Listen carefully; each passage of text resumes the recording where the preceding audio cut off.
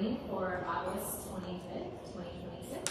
We're going to begin by establishing a quorum. Kat, can you call us to order? Grace Morlich. Yes. Andrea Parmenter. Present. Rick Peterson. Present. Kristen Smith. Present. Great, next I'll read our district land acknowledgement. We respectfully acknowledge that Durango School District is located on lands and territories taken from the Native people.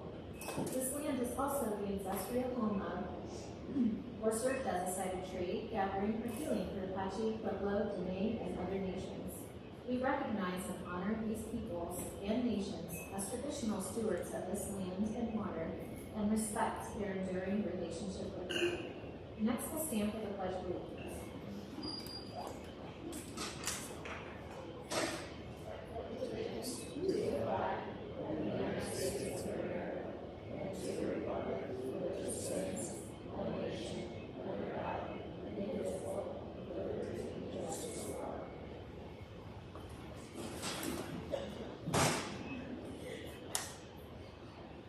Next, I'll read our district mission statement. The mission of Durango School District, an innovative educational system committed to excellence, is to ensure each student develops the skills and attributes for lifelong learning and has the ability to compete and contribute in the global community by guaranteeing equitable educational opportunities in a safe and healthy environment. Next on the agenda is approval of the agenda, and there is a motion to be made. I move that the Board of Education approve the August 25th, 2026 agenda as presented. Second.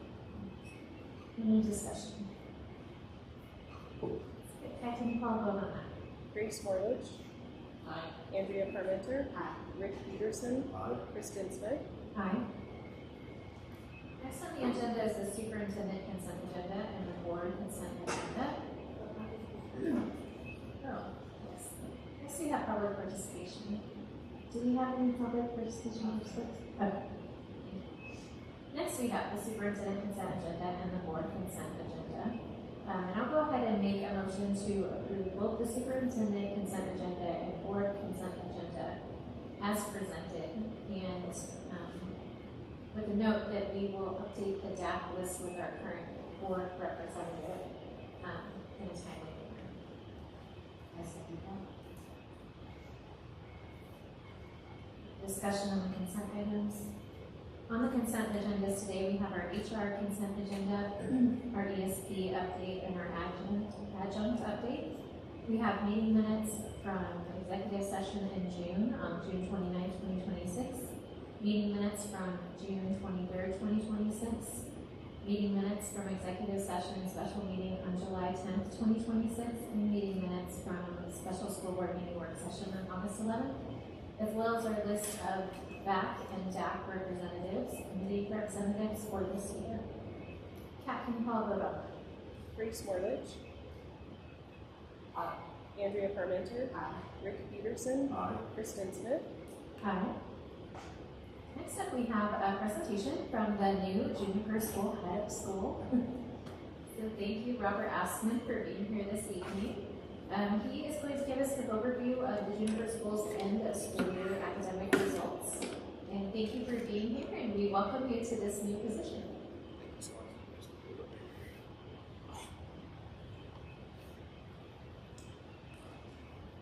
Yeah, thanks everyone for having me. I'm super excited to be here in my new role, and it seems like it was just last week when we were all sitting out on the football field graduating our seniors.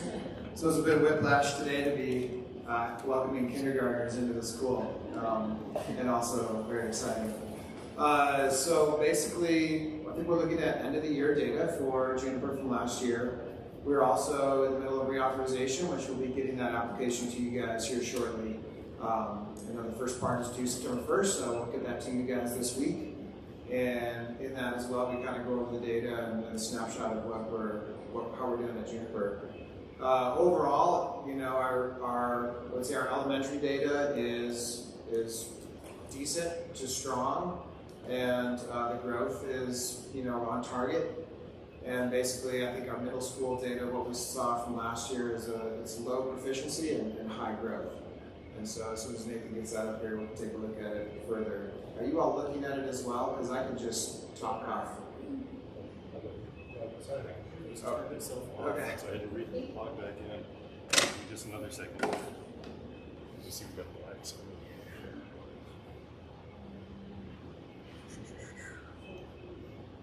And also, as this is my first time, if there's anything else that you guys want to see in future presentations, let me know.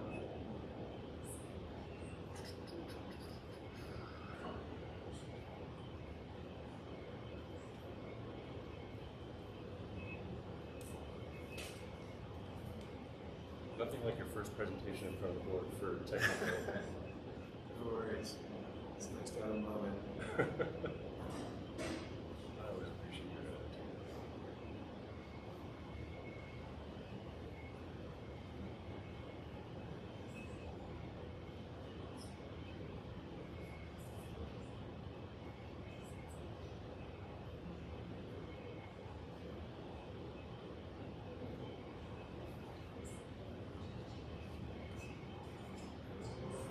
Here we go. All right.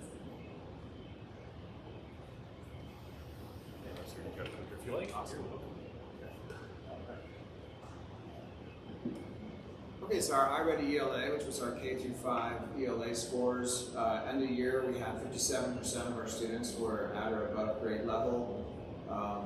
You know, that favors, or it's compared to the district, I think the district was overall about 55%, so I felt like that was a strong score for us.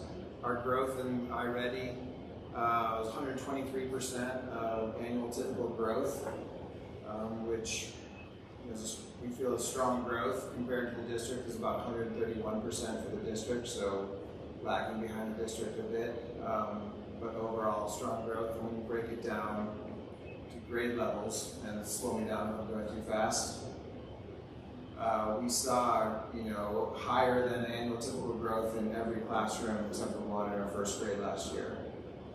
Ranged from 94% all the way to 176% of annual typical growth. So again, solid growth, solid proficiency in ELA. In math, we did lag behind the rest of the district a bit. We're at 47% at or above grade level, compared to the district being at about 50% at or above grade level for iReady math. Our growth score is close to the district. We're at 125% annual typical growth in iReady math for end of year. The district was about 128%. So again, comparable growth and comparable proficiency. And it's really, as I mentioned earlier, in our middle school scores where we feel like we need to do the most in terms of increasing our proficiency. Our star reading, we had 43% who met or exceeded expectations. So that, you know, that's a number that we need to increase. Our growth scores were strong, however. We're at 53% MGP, meaning growth percentile, compared to the district at about 48%. Math, only 20% of our students met or exceeded expectations, but we had very strong growth scores, which are with a 55.6 median growth percentile.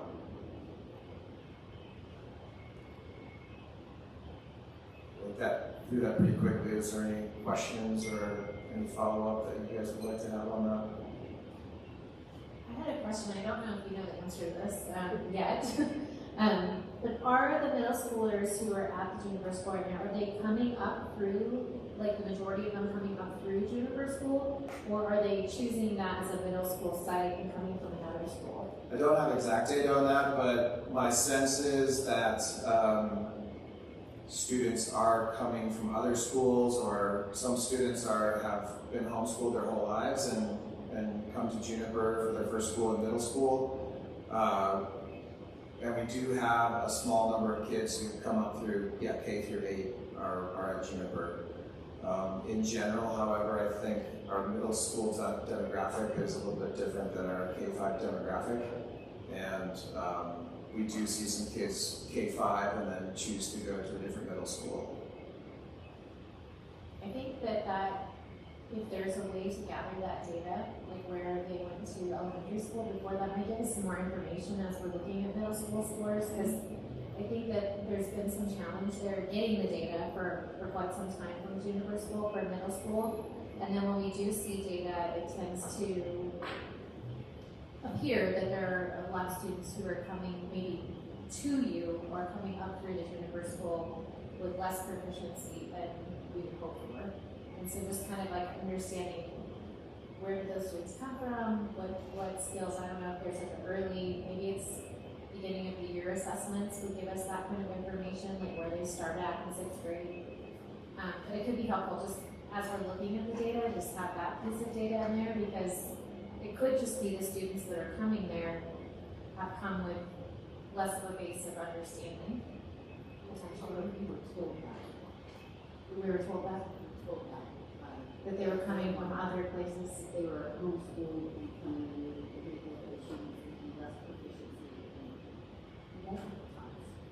Maybe we could just see that at some point. Definitely, I yeah, don't know I'll if put there's that a way to data look for at you. that. Absolutely, I'll get the longitudinal data, especially for like our state scores, and see how our students, where they came from, and what those scores were, and how they've changed over the years. Yeah, because I know you are all working really hard over there. They want to just understand like the context of where the students are coming from. Yeah. Any other questions? Yeah, I don't, it's not on here, but do you know what percent, is this all of this, maybe you don't know, how many of the students are taking the test versus opting out? Yeah, there were some stats here, I think, on the iReady. Yeah, it shows 22 out of 22 in kindergarten, 23 out of 23 first grade, 24 out of 24 second. You had 100% participation. 100%, I think maybe we missed one in the ELA is my understanding. Sorry. It says we assessed 131 out of 132. So, that's it. Yes. That's K5. K5. K5. And then, do you know about what the middle school, and do you know what your enrollment is for each grade in middle school this year? Yes, we are, I mean, yeah, between now and October 1st, it could change, but You we're, showed up today? yeah, 24, so we're capped at 24 for 6th, 7th, and 8th grade. And we have 24 in 6th grade. We have I'm showing 17 and 13 in 8th grade. Yes, I don't know how many students.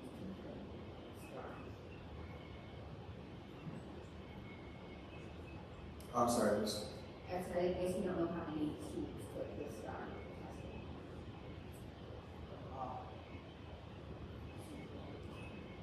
34 students total. Out of, I'm just wondering if there was a lot, how many opt-outs we had, and we've been having trouble getting middle school, right, because the population size has been so small. Right. We did have fewer students last year. I think we did have more than 34 students, however, and I can find out exactly how many we had. Yeah, that'd be helpful with the context. Any other questions?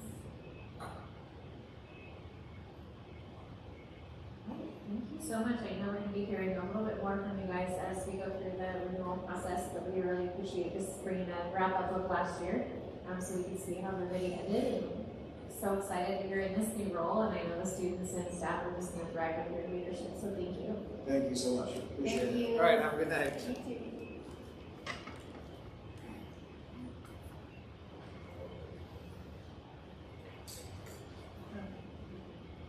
Great. Next on our agenda tonight, we have our superintendent report, which begins with a bond update. So we have our Jacobs program manager, Devin Merriman, and project manager, Ben Morrison here to give us another bond update.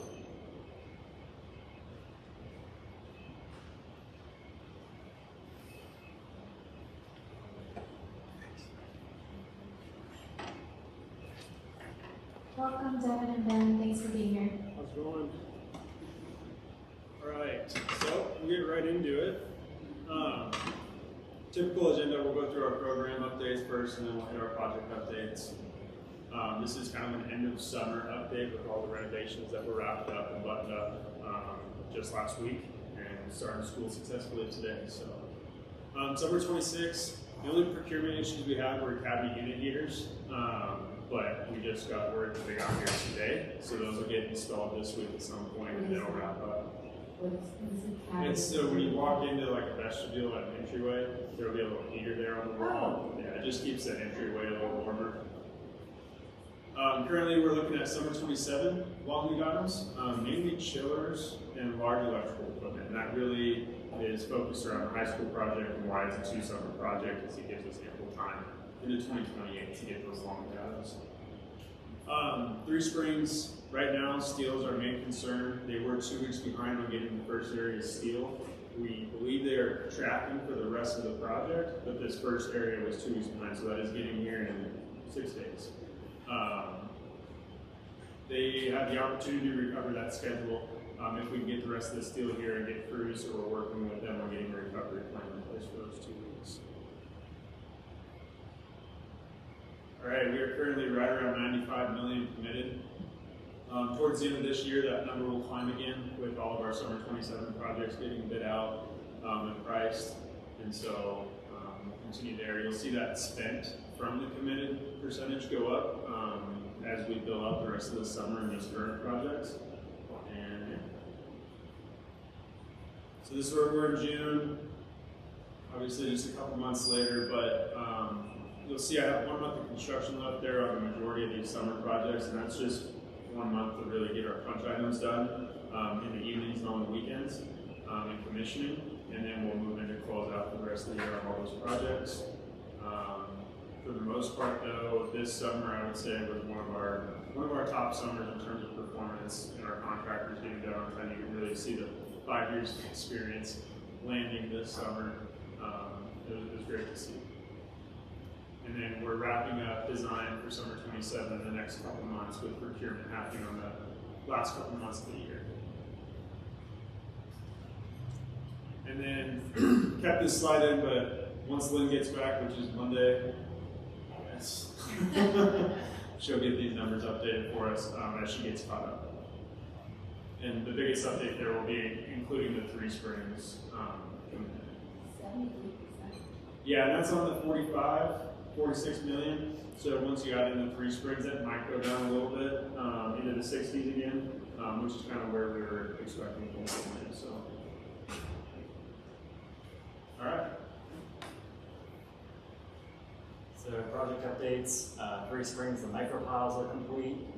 They have half the foundation poured, area 1 and 2, and then obviously underground and MEP installs ongoing. And then the main and secondary access roads are wrapping up and they're burning as of the final grade. So the access roads on the left is the primary, and then the right would be the secondary. This is back in June, so we have a few months on these, just to kind of show some progress. The access road built up a little more. The building pad back in June when they were cutting it down on the left, and that's basically going to be what the crawl space separate will be. This is the 4 micropiles.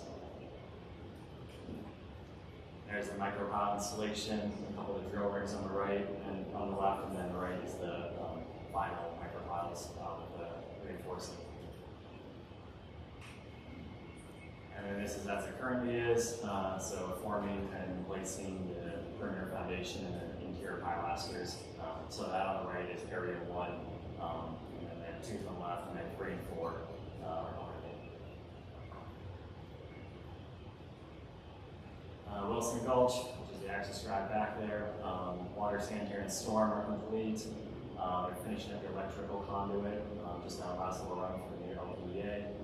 And then final road grading is going in, and there should be starting the curb and gutter later this week, which then landscaping, final grading, and then paving should follow later next month.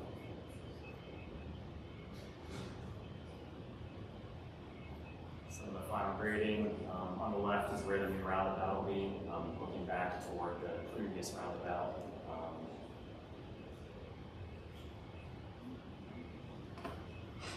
So workforce housing, we're landing at 90% occupancy at the start of this year. And then, as you all know, you're considering that new partnership on Victoria Road development. Site improvements. Cody on our team ran this one, and it's all substantially complete. They're just running down punch list items the next week or so, and that one will get closed out. So a lot of these you'll see the slides even be removed moving forward because we actually completed just about everything in the summer, and it's really just about a month or so of wrap up here in paperwork. So Animas Valley, we redid the parking lot out there. Fort Lewis Mesa redid the parking lot as well. Riverview, this was a crack fill and seal coat, and then a restripe on the parking lot. Needham, we did the parking lot over by the cafeteria and then the back play area asphalt. Escalante, that back drive, also did the basketball court, and we'll have it on the fencing project, but we also put up that new large fence. Durango High School, we did the north and south alleys. Roofing, again, both of these projects are substantially complete. We actually got our punch list completed this week at Riverview, so that one we were ready to close out. And Needham, we anticipate getting done on the weekend here shortly. As you can see, Needham replaced all the modified bitumen asphalt roofing with TPO, and the same thing at Riverview. So there's no more dark roof at Riverview, it's all TPO across the board.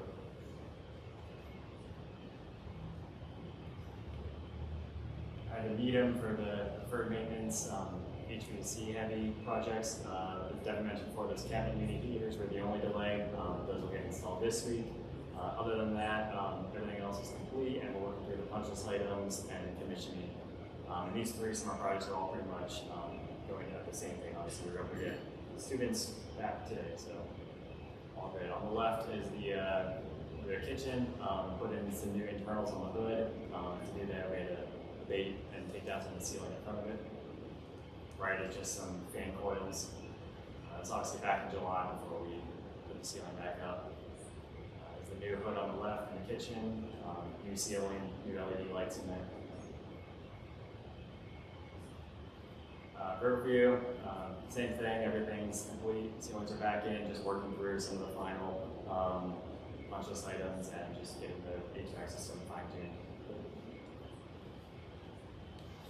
Some project pictures, some of them were above ceiling grid and some of them were above hard lid, so obviously the ones that we had to demo the hard lid, that's new install on the right.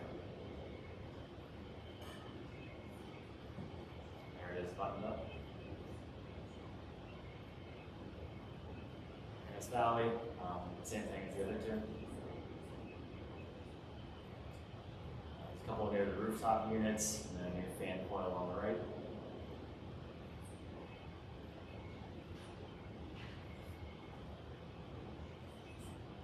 And then for Red Mesa, you guys remember that project? We just traced the existing electrical just because there was different phases and I wasn't really sure where everything went, so that's complete.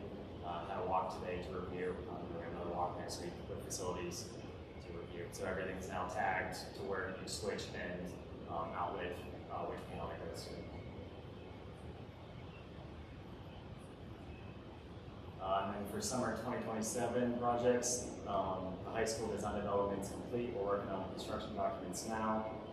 General scope out there is potentially field turf. We have electrical panels, HVAC units, and then field house HVAC improvements. Escalante, this one has a little bit more architectural scope in the high school. That includes exterior and interior painting. The rest of the flooring in the school, we did the hallway carpet a couple years ago, so those will be the classrooms and the rest of the tile. Bathroom renovations in the single bathrooms and the multi-bathrooms, and then we're going to be improving the stage and theater to bring it up to a little bit newer standards. And I would say that this specifically, they were requesting lighting. Yeah. They don't really have a stage, that's up to the stage, but their lighting has not been working in 3 years and asked for us to see. Yes. Theaters would be very, very happy. I can't hear them. Yeah, that's the button. I can't hear them very well because of this. We have new mics, so everyone has to lean. Yeah, just to unmute yourself, press. And this one's running parallel to the high school as well as far as design progress, construction documents are underway. In Fort Lewis, this is just for maintenance scope out there. We're a little further along just because this is a simpler scope. Some HVAC replacements, and we're pretty much done with the drawings. Just one final owner review, and we'll get that underway. And all three projects in these we have general contractors. FCI will be the high school and Escalante, and then none will be Fort Lewis Mason.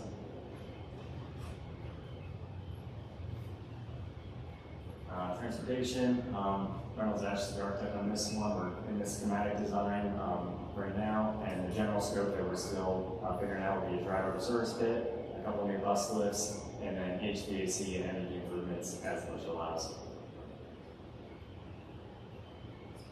And then hub improvements, this is a fairly small scope, just a couple classroom modifications, just split one larger room and two smaller ones. And then in the back, it's currently just stone cobble, and they want to remove that and add some landscaping, gardens, and kind of an outdoor learning center back there. So that's schematic design underway on that as well.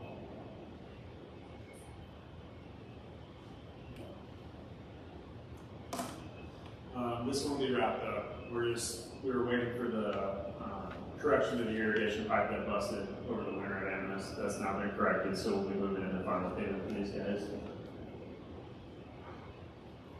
All right, furniture went super well this summer. We have a decent little punch list, but nothing crazy for how much furniture was delivered and installed across the district. But everything is wrapped up and we're down to punch items. Summer 27 quotes are in progress. We're just waiting for this month, for this first few weeks of school, to get some feedback on the new furniture to make sure there's no critical changes that need to be made before we finalize and move those forward for kiddos. So Durango High School, this is kind of original how we started, getting everything unpacked out of the school. They kind of box it all up and take it out as part of the recycle program. Escalante Media Center turned out really nice with the new flooring and all the new furniture. I really think all the media centers turned out awesome. This is Needham's. Also got new flooring due to just built-ins that need to be removed in Animus as well. Those are the three that got new carpet. The rest of them didn't have any built-ins that needed to move. Review. Park got both instructional and media center, as well as Escalante and DHS also got instructional. Okay. I just want to make sure that everyone is aware that we did all media centers except for Miller, which obviously is in Gloria Mesa, because that will become Three Springs, and our two schools that have separate libraries, the Southwest La Plata County Library, because we do not own or run that media center. That's an intergovernmental agreement. So I just wanted to make sure that's why those particular four schools didn't get anything. Facilities warehouse is substantially complete. A lot of good work there to fit that out a little bit better for that crew. This will be moving forward as well, so we're close out right now. But we got the overhead door in, so they can easily move material in and out of their storage bay. Created offices, a couple office spaces here.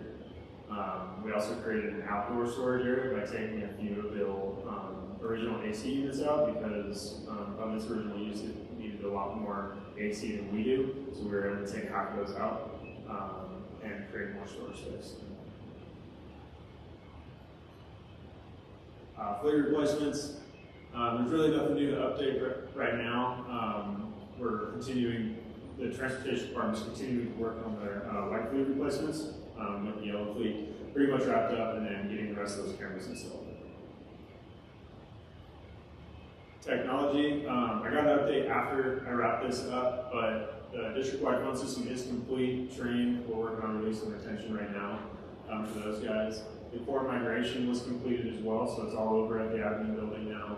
And then the internal fiber replacements was delayed due to an E-rate award letter. which they now have, and they've had their preliminary meetings, and they plan to do that over an upcoming break. Big picture wrapped up. We're really in closeout right now. We even have all the closeout documents, so we're just working on wrapping that up and getting the final payment out the door. Fencing, we completed new fencing at Needham and Escalante, and really both of those were just kind of wrapping up the existing fencing that was there and just completely closing it in. And then Riverview, same thing over there by the ball fields, kind of separating school from athletic fields. And then Miller, all that is what was originally change ordered into the scope, but we moved it to a different contractor so we can make sure it got done. And it was with this same contractor, so we removed it from the original project and put it in this one. And now all that is putting a 4-foot fence in front of the bleachers for their separation of spectators from athletes. And it's very small. That should be wrapped up here in a week or so. So I needed fencing on that north boundary line, and then closing off the basketball court area.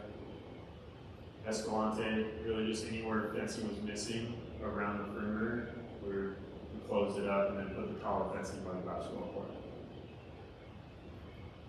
Same thing in Riverview. And before anyone asks, because when we had the Ignite bus in Riverview, was approached by some of the neighbors, they can still get to the trail. Right? Say that again? Neighbors can get to, the public can still get to the trail at Riverview? Yes. Yeah, now you know I clarified that too. Yeah. Yes, because there were some questions, in case you had questions. They can still get to the public part of the trail, just not on the school campus. Director Peterson? Yeah, thanks guys. I really appreciate how in-depth this is. The pictures really help for those of us who are visually oriented. 2 quick questions. What's a micropile? I appreciate the pictures, I didn't clear it up for me. And I think we had talked, or there was discussion at one point about trying to do some light tubes or something in Escalante, trying to bring a little bit more natural light, but I didn't see anything listed on that particular one.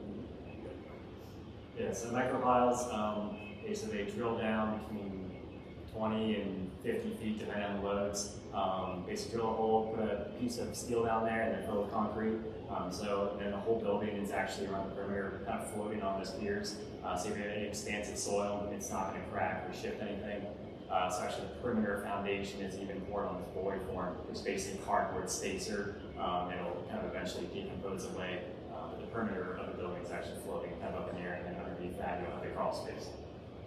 And then Escalante, yes, we are planning on some of the solo tubes also. We're just kind of going through with the principal exactly where those want to be, because I think they wanted to add one to one of the rooms. So that is part of the scope. Okay, cool. Thanks. So just to follow up on that, because I know we've had some conversations about where some of the tubes would go. There actually are not skylights, but what are they? All through the hallway, there's light that comes in. It's in some of the team areas where it gets darker. So trying to figure out what might be a solution for that. It may be other types of lighting instead of solar tubes, but whatever we can do. The micropiles were a mystery to me too. Yeah, construction background, that was. Yeah, I've heard of deep foundations, but not like that. Usually it's a driven pier, but these ones were drilled in place, which was in a place at angles. So like some of them have like 3 of them angled in one spot. It's pretty impressive. Cool. They did it quickly and well, so it's good. 3 strings, what kind of internet are they getting out there? Are they laying fiber for them? Like, I know parts of the county are getting it out of my house, but what's happening out there? Yeah, we're bringing in the preferred one, I believe it's bonfire out there. Those are clear numbers. We are bringing fiber along Wilson Gulch and then into the school there. So I think there's at least one contractor that we can pick on along Wilson Gulch. I believe it's clear numbers. High-speed interconnection. And then my other question is on the steel. We've got all kinds of crazy stuff going on with our trading and our neighbors and stuff. Do you anticipate costs changing, or is all this already been ordered, et cetera? Because you've got tariffs and all sorts of interesting things happening. We haven't had any change order for that. There was a little bit of that at the GMP negotiations, but it was like, the bid's going to be there. And we'll take that as it comes. But right now, we have not gotten any kind of letter stating that there was a tariff increase or any kind of escalation increase. They just couldn't get the steel produced in time. Couldn't get it. Yeah, and I will, to be honest, it was going to be tight from the beginning with how quick we got going out there, and when the GMP and when the steel's procured, there isn't a whole lot of time there for Area 1. So it didn't surprise me that it was a little delayed, so now we're just going to work on the recovery, make sure 2, 3, and 4 get their steel in time for it. Hopefully we can recover it in a timeline. Good work, you guys. Thanks. The furniture looks great. I'm excited to hear from Dr. Chesser soon how the kids like it. Hopefully you can, as you're roaming around the schools, ask them. Yeah, I mean, I think they really like it. One of the things we figured out was when the company did the floor plans, some of our floor plans are very old and didn't accommodate for the casework. So we're kind of reworking where things go, but it's working out. So, but the media centers are great. I mean, it's a lot of collaboration. Students really love it.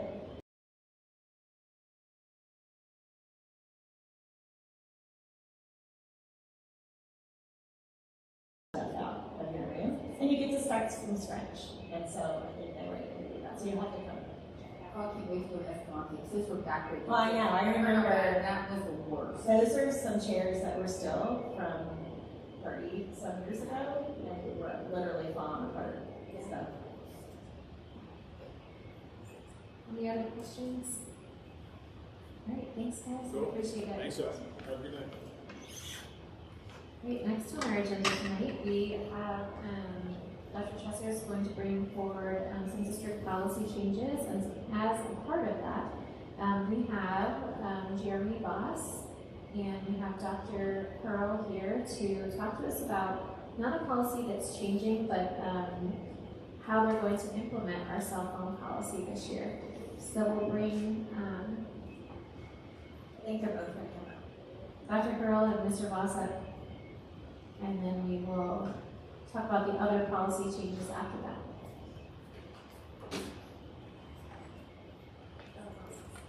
And if we could sort of start off, we specifically have high school here to talk about how they are making sure that no students have cell phones except during the passing periods and lunch. We do have open lunch, which is kind of an anomaly.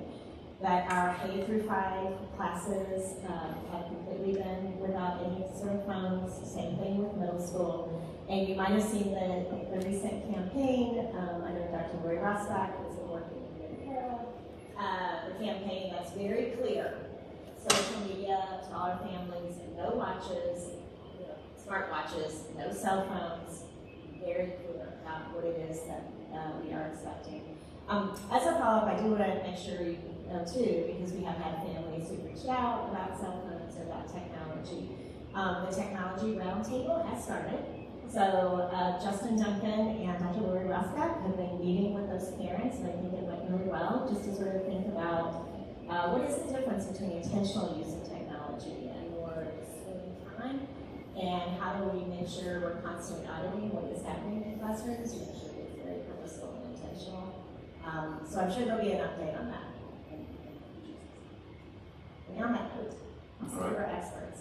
And Sam Tower is with her daughter, moving her into college in upstate New York, and so that's why she couldn't be there. So Jeremy, you obviously works in Hub and Big Picture with schools. Welcome. Happy first day. Thanks. What the t-shirt this year. Yeah, thanks. Appreciate it. Thank you all for the opportunity to present and let you know kind of where we're at and how we're progressing. I want to give a little bit of backstory first and then kind of share the approach that we've taken this year. We're actually about a year in front of everybody else. We've been to case conventions and a couple other places. I've met with pretty well with principals across the state. And a lot of people are just now starting to implement their policy, so I feel like I've shared some growing pains along the way because we are in the same place we started last year that everybody just started this year with. And a lot of the policies are written the same way. I know I've seen Douglas County's policy, and it's written very similar, where K-8 is no phone from beginning of day to end of day, 9-12 is bell-to-bell during instruction. So that's really the challenge. The challenge that we found last year, obviously when we have 100 teachers, who are implementing a policy within the school, you get 100 variations of what that policy might look like. So we are beginning this year with a very strong push around our clear communication of what the expectation is for our students, and making sure that we tell them all of those pieces. So not only communication home, which is an example that you see that I sent out last night before the first day of school, just to remind our families of not only that we have a cell phone policy, but the why. It's state law, it's school board policy, and we also know, more importantly, that it's what's best for kids and the neuroscience that backs that up. We had the opportunity last year to hear from the neuroscientists who really hit home for a lot of our adults why this is so important because of the addictive qualities that they're employing neuroscientists in order to increase the qualities of these phones, and you see it. We did see it last year when kids didn't have their phones. You could tell. So it was very interesting to see. So I thought it was very important for everybody to understand the why. And what we've seen as we've kind of gone through this process is nobody argues with us. When we confiscate a phone, I had one kid all year last year that didn't just be like, they understand the why and they know it, but it really is that addictive quality that has the impact on them. So again, you guys can read and see what's in front of you, but this was the same thing, that communication home of the why we're doing it, why it's important for our kids, and what our process is going to be. So cell phones cannot be used or be on the student's person anytime during class, and that includes their backpack. That's one of the big changes that we made from last year, is we allowed students to put it in their backpack. And you'd be amazed how many burner phones we found last year too. Students will bring an extra phone that's old, and when they get it confiscated, they turn that phone in. That, like, the addictive qualities are real. Like, they're turning in burner phones instead of their real phone. So we were very clear that we have phone caddies, and we even talked about, we had some presentations during our POG Academy about where even like the appropriate location is for those cell phone caddies, which is like across, away from the visual intuition in order to see it. So teachers have taken that feedback in professional development and implemented that as well.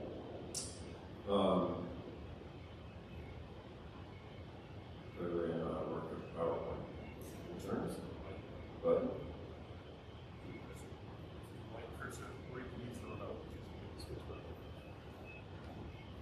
There we go. We have also put it into our handbook that all of our staff signs off on, that they've seen.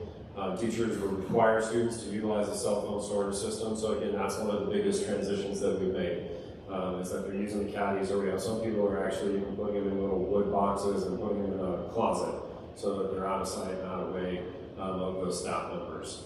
So again, just that consistent communication. So communicating with our staff, communicating with our parents and our students. This was during our orientation week. We made sure to go through with all of our staff members what our student rules are, what our staff protocols are, power down, make sure that they're storing them, no hallway access, they can't have them from bell to bell, and that they have to utilize those storage systems. What's our staff expectations? Enforcing the storage is number one. Immediate confiscation and adult device modeling. Obviously, we don't need them on their phones. The only leeway that we have given our staff is that sometimes we may have students that make poor choices, and we have to have staff members be able to notify us indiscreetly so that we can come and address that situation. So that would be the one case where we've told our adults that it's okay to have their cell phone on their person. And then we'll be going in, so we've made all these clear, consistent communications, and then the big pieces today and tomorrow we had our staff implementing with their syllabi, their classroom routines, their classroom expectations. We will be personally visiting every single classroom over Thursday and Friday just to reiterate why we're doing what we're doing and what the consequences and follow-ups are going to be.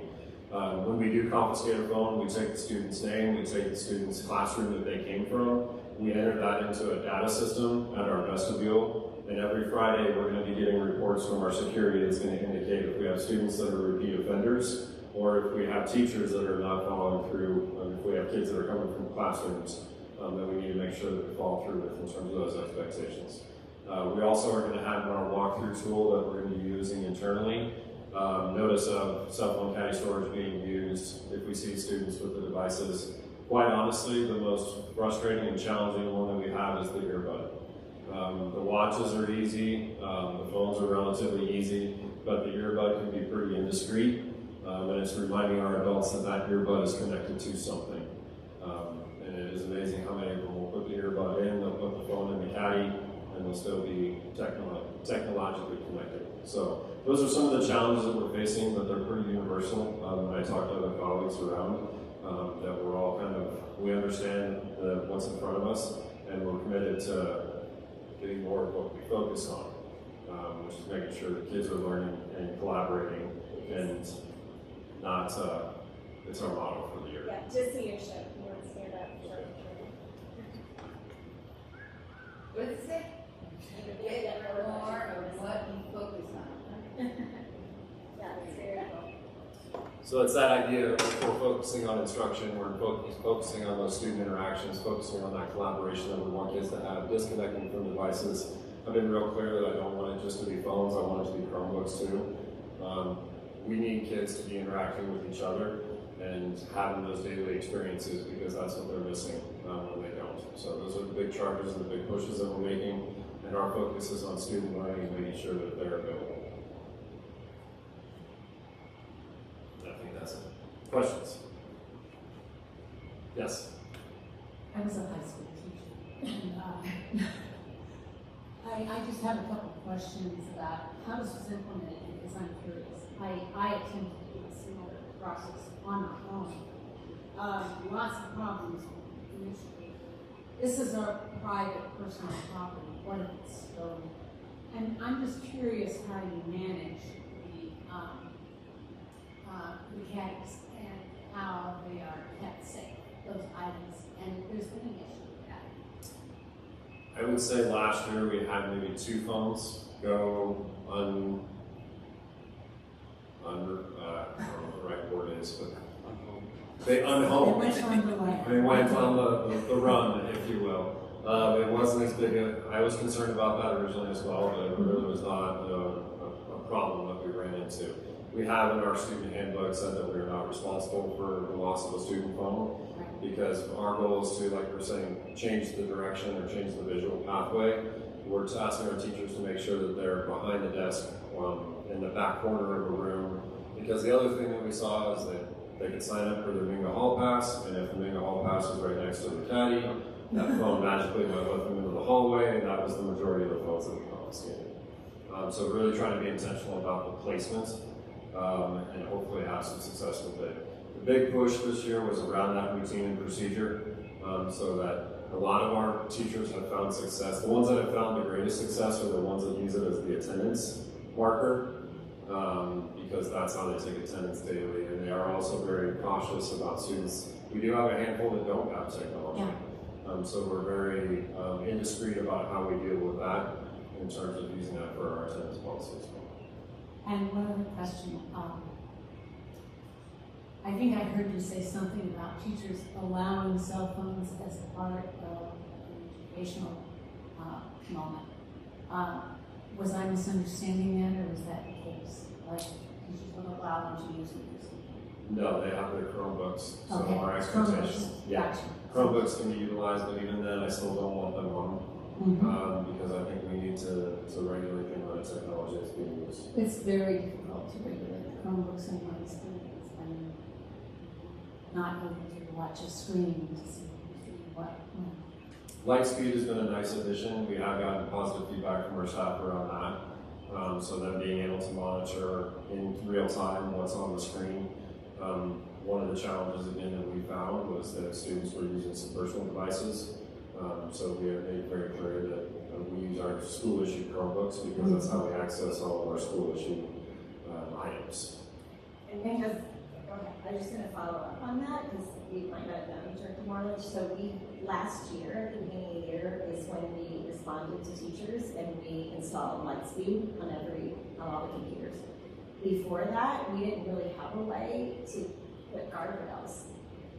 And so now teachers can see every single student device on their monitor. And then also, we can use that for good too, right? If a student has solved a problem in a really creative way, they can then share that with the rest of the class. I remember at the beginning of last year, Justin Duncan, our Director of Technology, said the most Googled phrase from our middle school students was, "How do I get around Lightspeed?" Yeah. So it works. So they really aren't able to just go off. And the other thing that Lightspeed can do is if the teachers do want students to go to somewhere online, they can set parameters so they can only go to the sites that they add. So it's been, I think you're right though, because if we didn't have that, we were asking teachers to constantly monitor the video. Okay. Director Peterson. Thanks, guys. I appreciate this. There's a person in my world who is very near and dear to me who is exceptionally bright and very good at finding the weaknesses within systems. And apparently it's possible to connect your computer to your phone. So if your phone is over there and your computer's over there, I don't know, I mean, I was surprised at how many things were found to be able to be done on Chromebooks, but I don't know if this is something you guys have addressed or something you might want to ask Justin about, but I could see very determined students kind of logging on their Chromebook and put it over. It's an ongoing battle, but it's just something that I know has happened. So it might be worth. Have you thought of that or asked about it? Justin mentioned it? It's always good to have intel. So, sometimes it says share more freely than others. I know there's guardrails on the Chromebooks and all of that. No, and I know that that's something Justin is taking a look at. We put some more different software into play this year as well, but it's something that I would want to ask him more about. I'm not particularly privy as to how they're connecting to their phone, but that would be a great question. Nor am I, but it's possible. Yeah, I would say Lightspeed would be our biggest way to monitor that right now. If teachers have that up, they would see it on the screen. Yeah, that's good. And be able to call it out and like confiscate that cell phone. So I think Jeremy has some additional information about how they sort of do this a little bit, Big Picture High School and the Hub. yeah, I've got some props from the Hub, and so I can go ahead and open with the Hub. The Hub, thank you so much, first of all, for all of your support for the Hub. I really do believe this program is changing lives.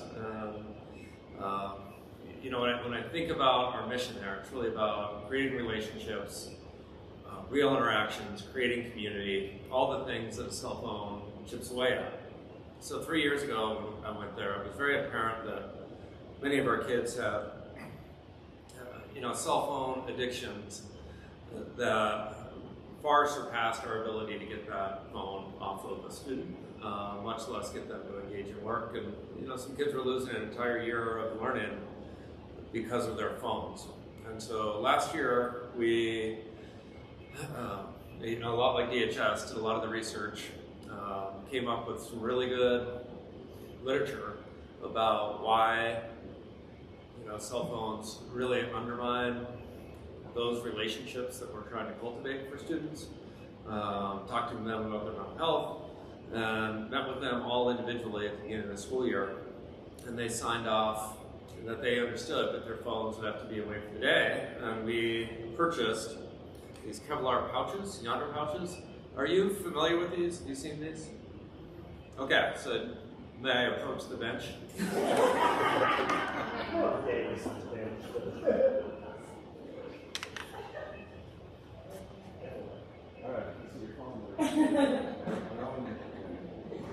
So you guys just take it. The kids, these are located in our vestibule, and so they can't access our building until the phone is in the pouch, and there's a bench in there that they need to sit there until they're willing to give us their phone. That's what they do. And so it goes in, click shut, and then it's locked in a Kevlar pouch. And so the way that works. This is like Shark Tank. Yes. There's a special patented magnet, and the kids have tried their own magnets, and they have not worked. And if you put it in the desk and push the button, it opens. And so we are, well, do you mind if you're here, if you want to test it out? The little disc just goes on there and press the button.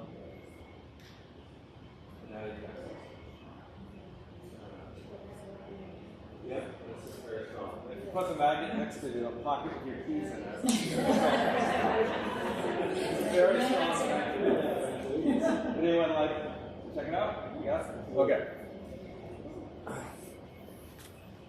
Oh, I took your phone. I'm so accustomed to taking phones.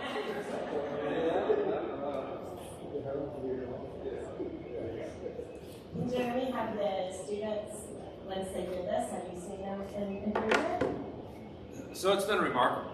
Last year we made some mistakes. We put them in the classroom, and once students were able to get in the building with the phone, then I was in the power struggle again.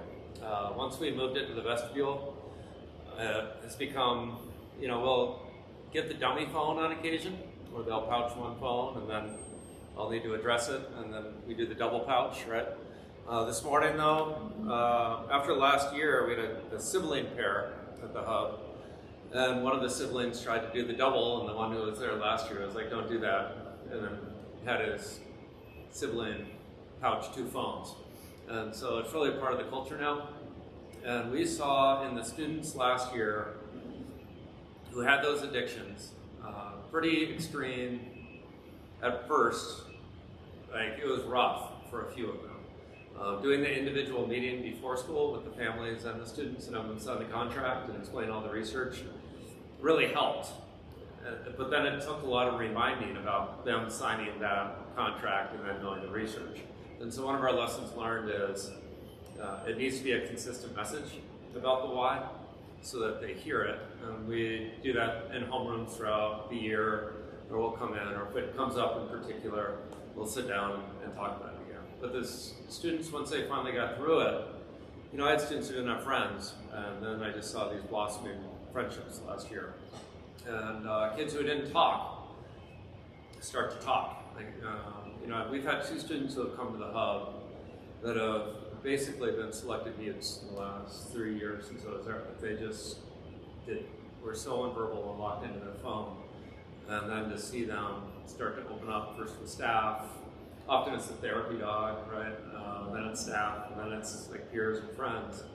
I think a lot of it was getting the cell phones put away and putting them in that, and then in that caring setting where they could really engage and form those relationships. So this has been a game changer for us, and they do scale up, and so it's something that I think as Sam is seeing the success of this at the hub, and that on day 1 we've already done the pre-meetings with the kids, we did all our intakes, all the phones were pouched within 3 minutes of students coming on campus, and they're away for the day. And so we go beyond the policy at the hub, where we want them interacting at lunch, we want them playing at lunch. At lunch today we were playing beanbag tic-tac-toe outside and throwing footballs around. And when we had cell phones, there was very little laughter at lunch or engagement like that. So I really do believe in this research, and thank you for your strong stance to give us the backing to do it. And I found that now that we have gotten the processes and everything in place, from the moment kids set foot inside our doors all the way until when they leave the bus, they don't have their cell phone on them. The big picture really struggled last year, and a lot of it was with the space. And so, imagine not having that classroom with the corner that you could put it in or tuck it away behind, and where most of the learning was communal, that wasn't a specific classroom, it was really a battle, and there were lots and lots of power struggles last year.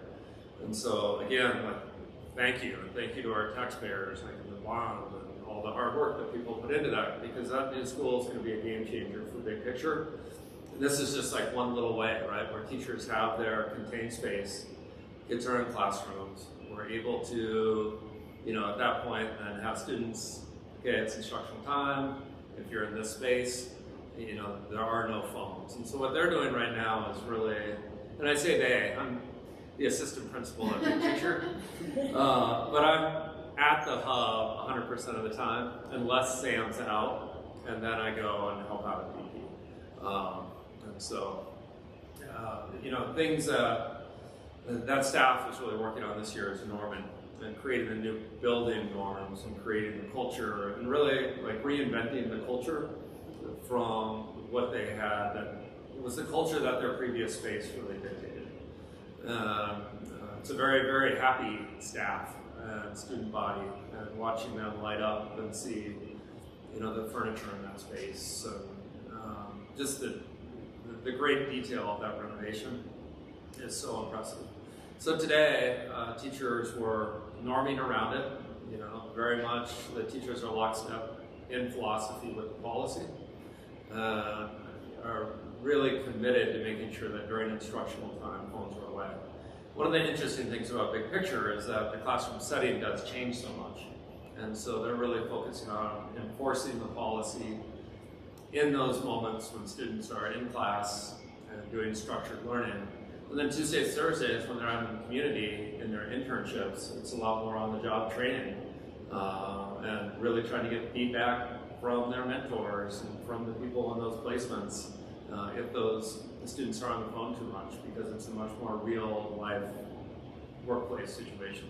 So, you know, for the most part, their policy is Monday, Wednesday, Friday, and then they're really trying to do a lot of education about how you handle your phone professionally during those Tuesday and Thursday work experiences.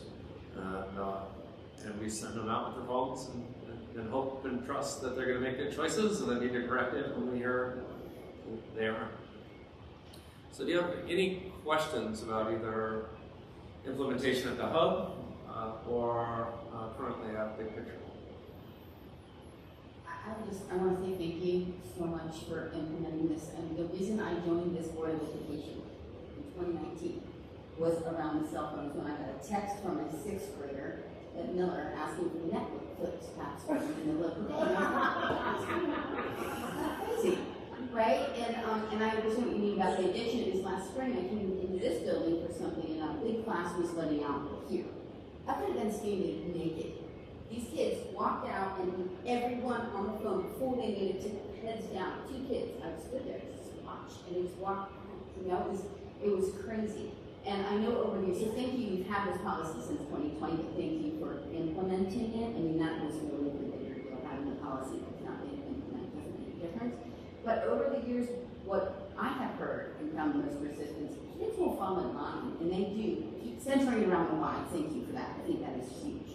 But it was the parents that were complaining about that. You got it? Are you getting it? Well, just the first day of school. Resistance from parents. Like, I won't be able to contact my kid. I'm like, call the office, old school, like we used to do. But heard a lot of argument, especially with the middle schoolers around that. You guys heard any of that? I actually have one parent say thank you and question or wonder why.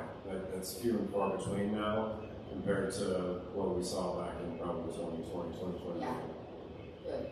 And then my last question really is, what happens when it gets confiscated? Is it gone till the end of the day?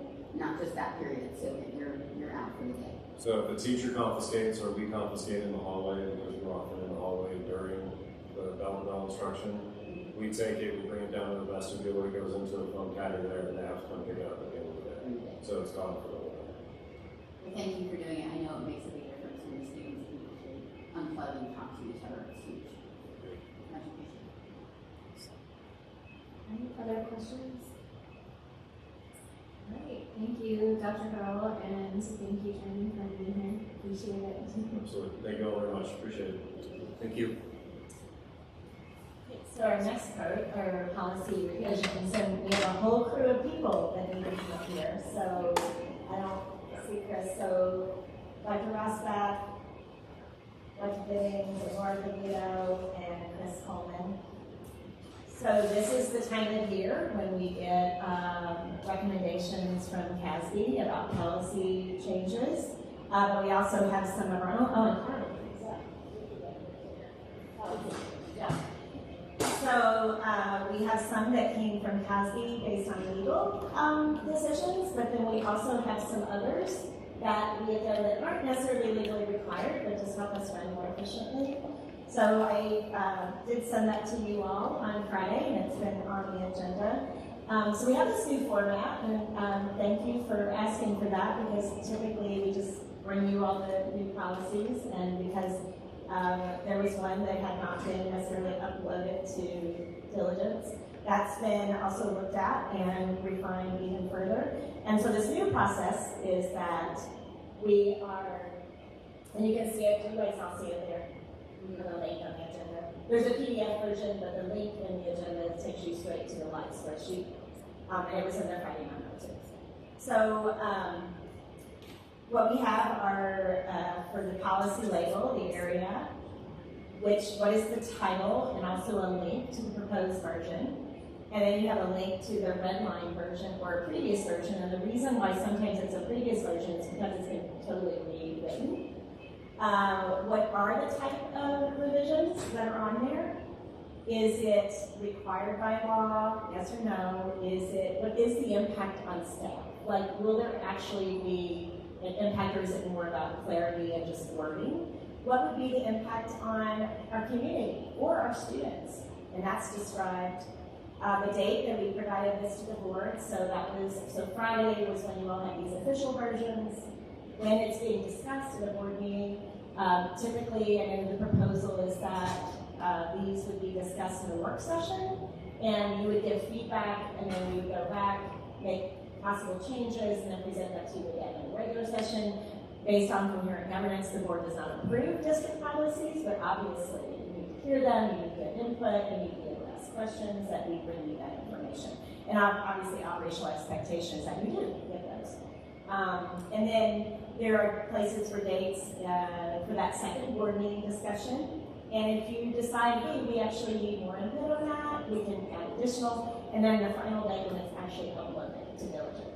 So these, and I think I put in the Friday memo, since we have waited until this regular session, there are some legal implications, though, that have already happened that we've had to follow the policies because they went into effect this school year.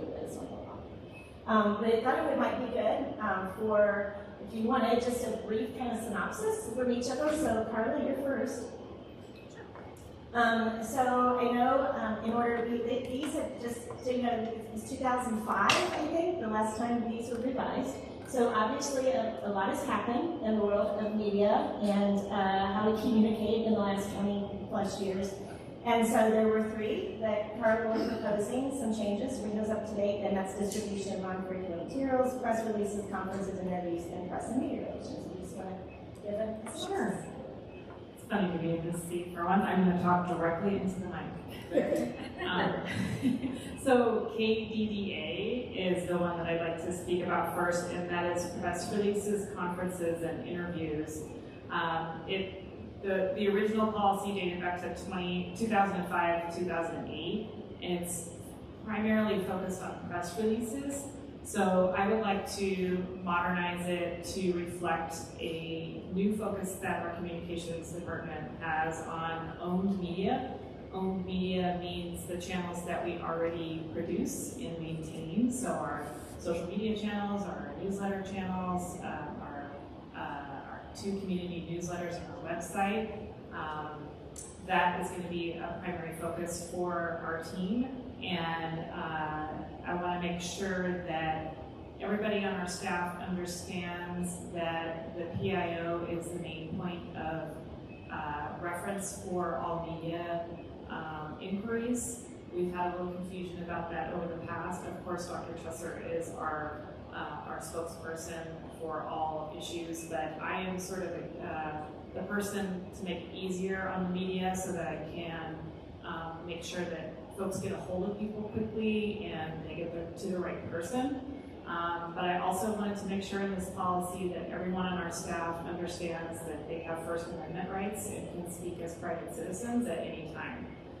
We are in no way blocking communication from our staff to the media, but there are some parameters around that we work through with our legal team. So that's the first one. Do you want me to pause there and ask if you have any questions? Okay. KDDA-R is about press releases, conferences, and interviews, and this one is even more operationally outdated. It refers to principals issuing press releases, which I don't think we've done for a while. So it was time to update that one. And I also also wanted to make sure to replace it with a regulation that aligns with the KDBA. Any questions on that one? Okay, the last one is pretty easy. It's KHC, and it's the distribution/posting of non-curricular materials. That one still describes a system of printed flyers, which we don't allow in our schools anymore, mainly because stacks of 25 copies and physical information centers at the schools was a logistical issue for our staff, and also with our sustainability goals, it was a huge waste of paper. So we replaced that with a digital system called Peach Jar, which allows outside agencies to have digital flyers that are sent once a week through email to all of our families, and our community partners can also select different schools that they'd like to reach out to instead of all families. Yeah, so it's mainly a distribution system that needed to be changed in that policy. Any questions on that one? I think the only comment I had on that one was that when you go to the link under link to redline to previous versions, for some reason it takes you to like a POG Academy. Yeah. Okay, that's not right. Did I put it in? No, Sorry about that, Karen. Let me find out that wasn't. But it's helpful to have the summary, because I can see, even though I can't see that version, I can see what. I will. That may be my mistake, Karen. I can go back and look at it. No, probably mine, but just all the links. There's a lot of links. There's a lot of links. It's okay. Just want to make sure that if someone from the public was looking at it, they could see it. And that one's KHC? We do get a lot of questions from the redline previous version copy. Yeah, I get she gets share that. This time of year in particular, we get a lot of outreach from community partners who would like to reach out to our parents. And I have to be really careful to maintain some boundaries there, because a lot of folks are have private businesses and there's money being exchanged. So our department is very careful about who and when can take part in our Peach Jar process. And do they pay for that process? They only pay an upload fee. I believe this year it's $25 per school. But if the event is truly free, then we can waive the fee. They can apply for a fee waiver. Yeah. Click on it right now. Thank you, Karen. I'm happy to answer any other questions. I know it's a lot to go through.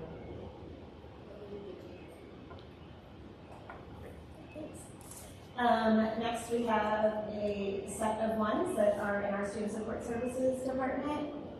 So first of all, we have the inter-district open enrollment and intra-district open enrollment. JFBA was not changed, but the regulation that went with it was updated. And then also the inter-district, there were some additions. So we'll talk about those first. Yes, thanks, Karen. So basically the policy JFBB was changed to include tiers for out-of-district tuition. So students who are out-of-state, students who are residing out-of-state, we look at it real quick. So you'll see in red, out-of-state tuition tiers. So if there are non-resident students living outside of the state of Colorado, they do not generate state equalization funding under the Colorado Public School Finance Act. So beginning next school year, newly enrolled out-of-state students would be subject to the following tuition conditions. So standard cost schools. So this would be relevant to a larger elementary school where we're looking at the PPR. It's in alignment with what we would be getting from the state. The higher cost schools would be where families would pay the difference. So if it is costing $25,000 or $28,000 to educate a student in that school, the parent would be responsible for the difference in what their PPR is. And I just want to highlight, this is newly enrolled, so this would not be anyone who's currently in schools. Okay, and then the annual renewal conditions, we just had heard some feedback that this was not clear in certain situations. So we wanted to make sure it's very clear that This is not an annual automatic guarantee that year over year. This open enrollment that's out of district and out of state has to do with sufficient capacity, space, and resources that are at that specific school. We cannot, as a school district, go beyond that. So it's really just saying we're making it really clear that re-enrollment could be denied if there's issues with capacity. Also, we want to make sure that there's good standing with behavior and attendance. We have situations when people are coming from Bloomfield, New Mexico, for example, and they're late, 2 hours late every single day, and that does not bode well for that child. It's really not in their best interest to be missing core instruction, and so we want to be able to give our principals the ability to have those conversations with family and not automatically renew something if it's not working for a child and a family. And then when you look at the regulations associated with that, basically the regulations are very clear around the timeline. We added the timelines of each of these so that people understand the open enrollment procedures. And then we did take a lot of the responsibility off of the school principals. And so right now, the way that it stands is my department works on the open enrollments, and we do that more holistically because we can look at the enrollments of every single school, and we can move, have kids move to other schools where there's more capacity. So for example, this year we have a lot of open enrollments in kindergarten at Park Elementary School, and we have very low enrollment numbers at Needham and Riverview, so I was able to call every family and say, we can't get you in at Park, but we can get you in at either of these other schools and get them a place in the school district. And families were delightful. They really appreciated the phone calls. And so it's easier for that to be coming from one office instead of all these principals getting involved and making all these different phone calls. And we also figured that some people were not necessarily going up to the cap. And we really, as a school district, the way that the policy is written, is that we are gonna, if there is capacity, we will take the student. So we don't get to say we're not gonna accept a student from one school because we wanna keep those numbers higher, necessarily. We gotta go within the cap. Does that make sense to you? So we wanted to make sure that that was an equitable process. So that's why we made those revisions to the regulations. And also just really clear about transportation, because this was always part of it, but there were some really kind allowances from our transportation department a few years ago, where they were driving all over the place to get kids and take them to the school where they open enroll. And that put so much strain when we were, we were not staffed for our drivers. We were really low staffed, and so it did not work feasibly for us to be able to do that. So making sure it's very clear to families that if you choose to open enroll, we're happy for you to do that, but we are not obligated to transport unless there is a statutory requirement, such as McKinney-Vento status, specialized transportation for students with disabilities, or a foster care situation. So those are the reasons we would still provide transportation potentially.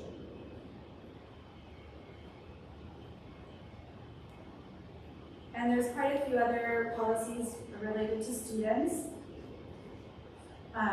So for students, just so you know, many of these came from CASB as ones that we had to change. Yeah. These next ones. This particular one, we needed to clarify for our online students what attendance would look like. So this is student absences and excuses. So I worked with Dr. Lori Rosbach and Emily Moreland, who is now overseeing our Durango High School online program. I probably said that wrong, online program. And so we went through the language and we figured out how we would look at, how we would give them basically credit for being there through assignment completion and things like that. So you'll notice that. Child abuse and child protection reporting was required from CASB, as Dr. Chester explained. And in our school district, we already tell people in the handbook, and I confirmed this with Laura Galito and looking in the handbook that goes out to every staff, they're required to report any suspected child abuse or neglect immediately. The law now says that you must do that within 24 hours. We've always done that, but now our policy just has to reflect that, so you'll see that language in the policy says that, but I want to assure you that our staff is trained that they need to do that immediately. For immunizations of students, there's some minor changes around how students need to, families can document that they're either fully compliant with all their immunizations, or that they have completed the annual online module, or that they have a medically necessary exemption. So you'll see that that's pretty similar to what we've been doing anyway. And so then also use of physical intervention and restraint. This was actually a substantial policy revision because now they were considering seclusion as a restraint. So in the past, seclusion was separate, and now it's considered a restraint as well. So that changes our reporting, and so that's a substantial difference. So we have made those changes to our process and procedures, and we do that through our smart sheet system, and our principals work with the staff to document everything appropriately, and then we provide a report annually to the board, but also to the state about the amount of restraints. Now, please know that we really dislike doing any hands-on with children. Restraint is only used in the event that there's an imminent harm to student or others. And there's other language in here that was added around property destruction because there was an overuse across the state, not here, but this is where a lot of advocates and lawmakers got together and said we don't want hands on kids, it's very traumatizing for both the kids and the adults. So if there's minor property destruction, you're not allowed to obviously put hands on a kid. We haven't had that problem here, but the state made this law that makes it more formal. Does that make sense? I have a question on that one, Vanessa. What does the training look like for our staff when something significant changes like that?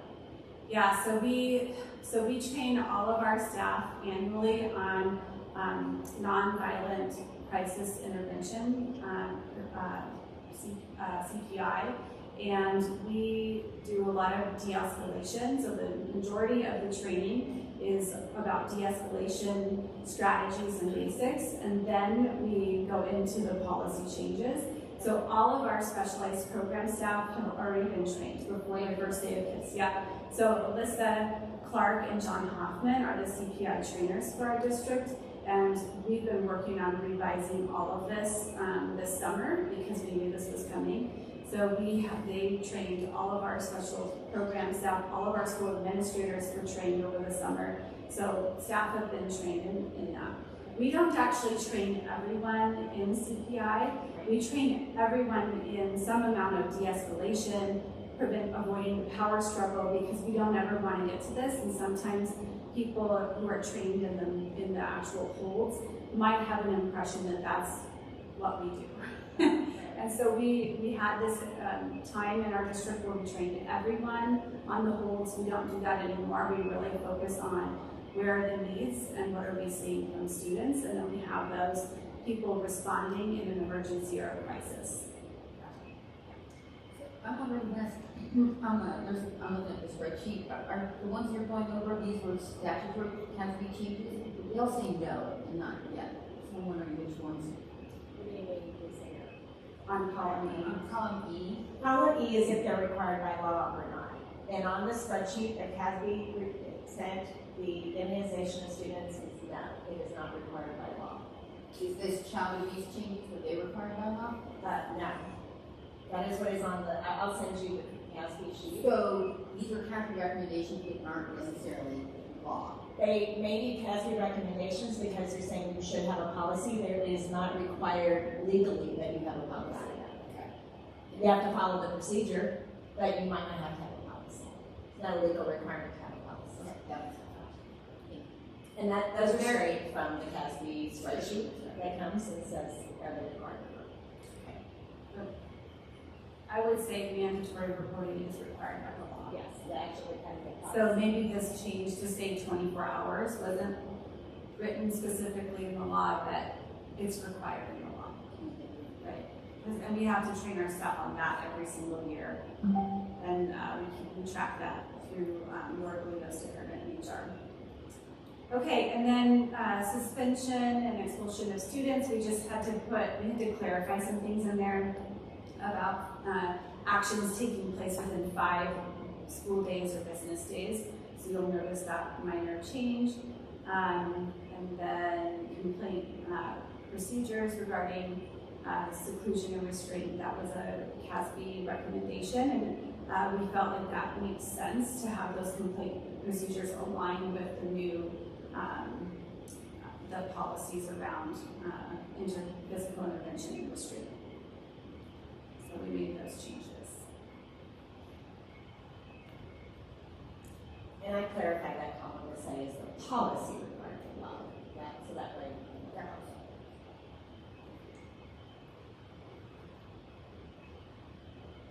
Any questions about the student policies? Questions on the J policies? All right, thank you, Vanessa. Thank you. We got our Executive Director of Human Resources, Laura Galito, with her two that also were CASB technical changes. So I'll start with this. I had staff conduct GB-EB, which GB-EB, yeah. GB-EB. It's one we use a lot. That's frequently cited policy. It's interesting because this is required by law, and the change that was in there, the substantive change, is the change around reporting child abuse, which, as Vanessa said, mirrors exactly what we are doing, which we train staff. You need to report that immediately. There's not a waiting period. The other aspects in it are to capitalize staff member. Like capitalize. Capitalize. Yep. Yep. Okay. Yep. Just whack with it. And so as Vanessa said, we require staff to sign off on child abuse and reporting every year. We also require staff to sign off on GB-EB, staff conduct, every year. Staff also sign off on drug and alcohol-free workplace every year. And so we'll be pushing these out for annual sign-off, and it'll be linked to the update. But is there a major change for our staff? There's not, because this mirrors how we already train them. The other policy that I had was GBI, which is Criminal History Record Information. We fingerprint in-house our support staff, all of our non-licensed staff, we fingerprint in-house. Other staff are fingerprinted for the purposes of their licenses with the Colorado Department of Education. As a result of being an agency that fingerprints, we have to undergo audits from the Colorado Bureau of Investigation, which are overseen by the Federal Bureau of Investigation. So we undergo those audits regularly, every 3 years. That's just part of if you're going to fingerprint. And so as a result of that audit, we had actually already moved in the direction of condensing. We did previously have a policy GBI and then multiple exhibits that explained how we do data protection, how we discipline a staff member in HR if they don't uphold the policies that go along with being a recipient of fingerprint information, etc. Our auditor recommended that we condense into one policy. So the policy that you see before you doesn't have redlining in it because it is a collapse of all our other policies, so there wasn't one to redline. It is also not a direct adoption of CASB. It's in line with CASB, but this is what our auditor from the Colorado Bureau of Investigation says we need. I'm not inclined to do different than what they approve.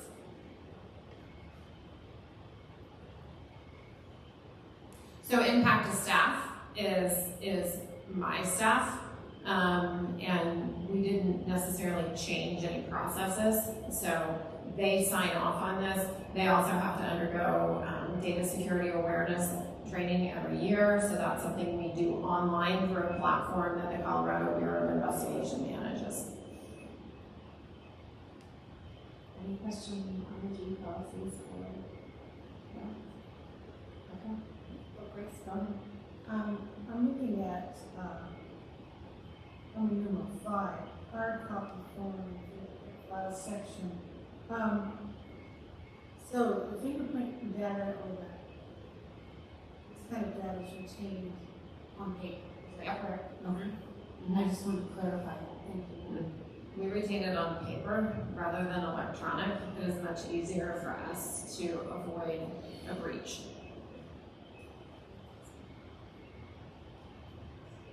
Thank you. Sorry, so Chris is ready to get cleaning up facility. And this one is not a Cassie one. This is one you all, we had lots of conversation about a year and a half ago, and we've since revisited it along with Durango Education Foundation and athletic director, because sometimes they have a lot of numbers that are involved in staying in facilities.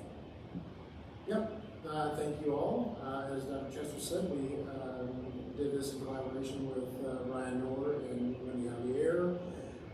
Just a few changes to this, essentially to establish that quote, significant financial donations would give the right of first refusal to naming a facility. We just previously said financial donations, so we thought we should probably tie that to something, and in conversations with Wendy and how they weigh things within DEF when they're looking at naming things, felt like that language was necessary.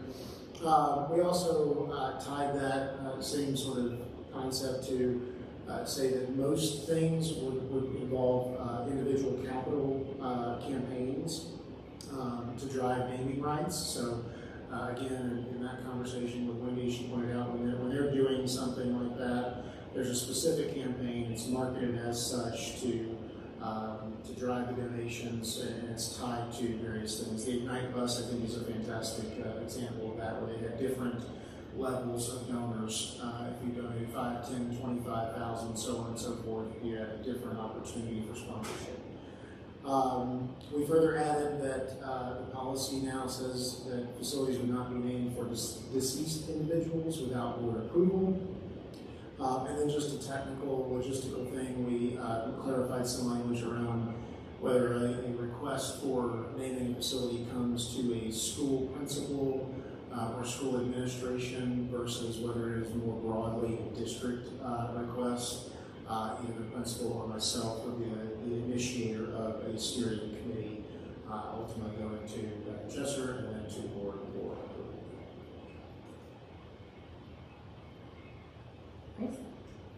I have some questions about this because I previously worked in districts where, generally speaking, living donors schools were not named for that. And I read in policy here that there were, I think, 4 elements that schools were usually gone, which did not seem to be donor. I'm unclear as to whether a new school full facility might be named for an individual like that, or whether this is really referring to, say, sports fields, libraries, etc., different units of. So, what's the case there? If I understand your question correctly, I think this will cover any and all of that. I think there are certainly times, Three Springs Elementary is a great example, where we have some other contractual obligation to meet. There was language in that land donation that said we should at least seriously consider, and I don't remember the exact phrasing, using the words Three Springs in the name of the building, and obviously today we don't have a major donor there either, so it wasn't a bridge that we had to cross, but I think this particular policy is written such that it could apply to a school building if we were to get a significant donation to replace a school.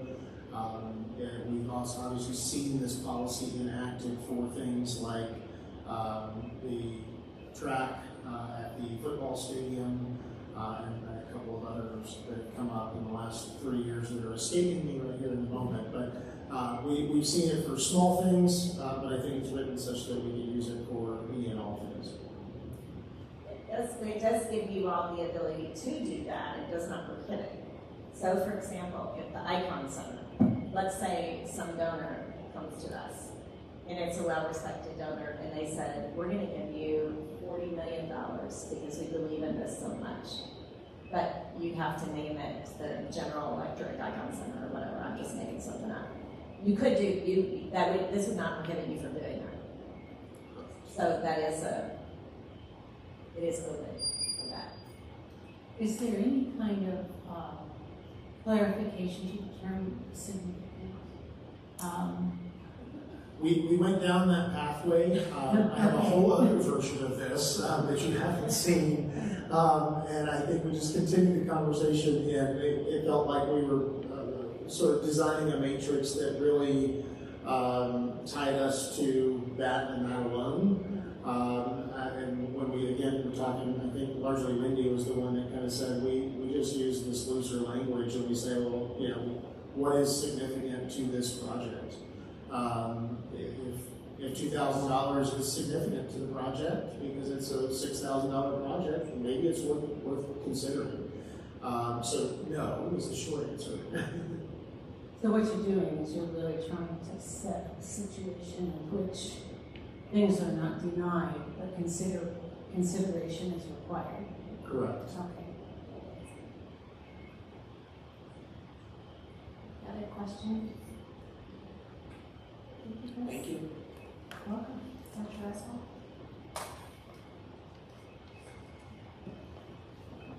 Good evening.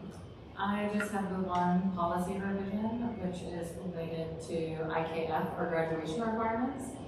Our goal in making these changes was really to create alignment across documents. We learned last year that there were some inconsistencies with how we were sharing the expected graduation requirements between physical documents and the website and the policy. So the goal with this revision is for this to be the first source of truth, if you will, as we move forward.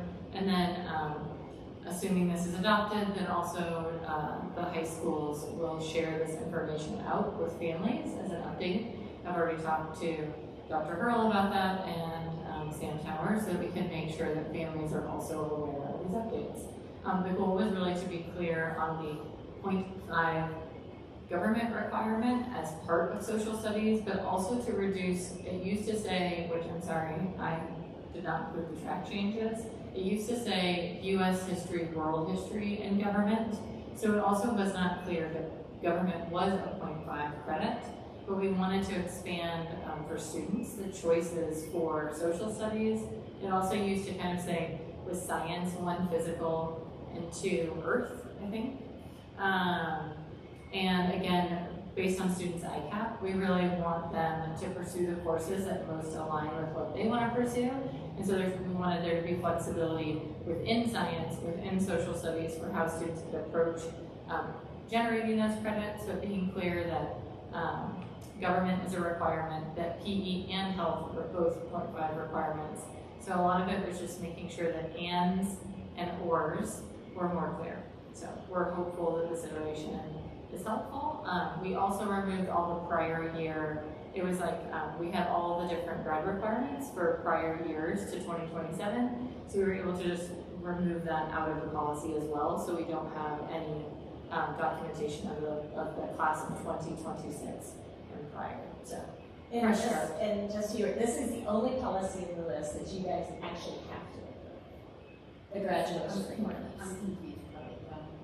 But obviously that wouldn't be tonight, that would be later, but it is because school boards are legally required to approve graduation requirements, and you have approved these, I guess 2 years ago when those were changed, but you would have to approve these clarifications. Can we do it at the end of September? You can do it whenever you want. September? Yeah. Yeah, the total credit is exactly the same. It's the same, it's just a It's not clarification. going to affect this graduating class, but the language has changed, so we have to approve it. Correct. And so if we do that at the regular meeting. Yeah, that is totally fine. And this is how our academic advisors have been advising students, is under these same requirements. So again, it's not a change in the courses, it's just a change in how we are attempting to more clearly communicate the expectations to someone who is just, who is simply reading the document and maybe not interacting with staff at our high schools. Any other, Yeah, Ms. I'm confused a little bit about it. So the social studies, it says to include 0.5 government. Correct. And that's like a semester. Correct. And that means they must take government. Not anything else that masquerades as government, it's a specific class. They must take what constitutes as a 0.5 government credit. AP government is also a government class. And there's standalone government, and then there's classes, government classes, I believe at FLC, that also count as government. So there is kind of there's just a 0.5 equivalency, and within the course catalog would also show those the courses that count as 0.5. So just you need must include, this is to include, the same thing, must include half credit. And then for the financial literacy, you've got to take one of these two classes, which give you that, and then also double down as part of something. Correct.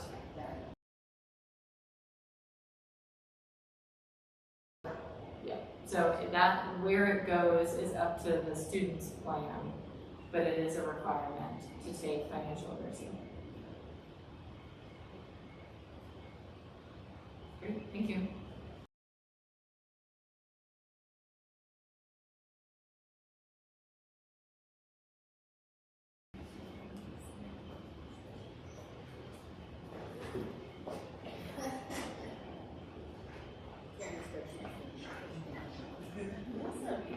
The links are getting crazy, but it's so clear.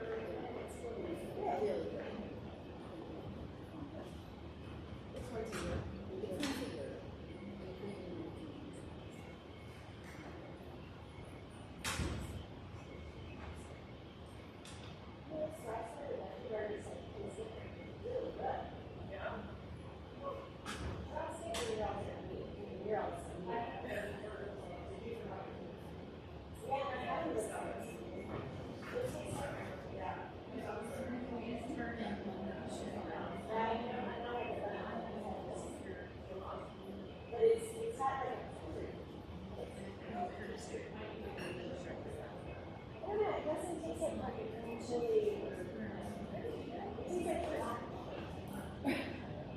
I like it. It's very good. Is it eager? Yeah. I usually don't like black bean burgers, but I like the whole thing. The best beaver. Oh, yeah. Okay.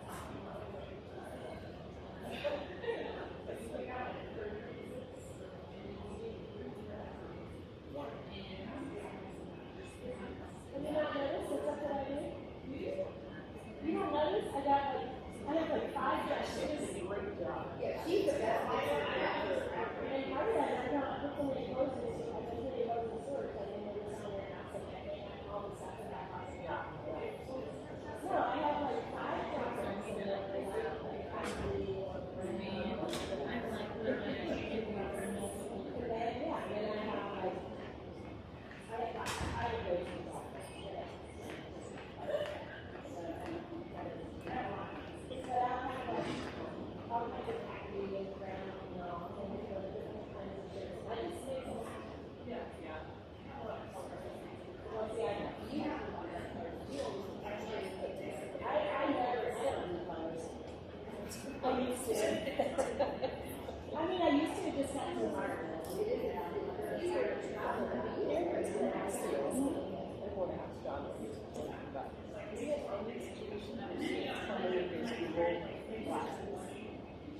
I don't think they have, yeah, okay. I mean, they're kind of pricey.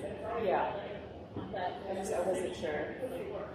They're right I know. You don't wear glasses. Exactly, yeah. Because I think people have glasses in there, but the name now, I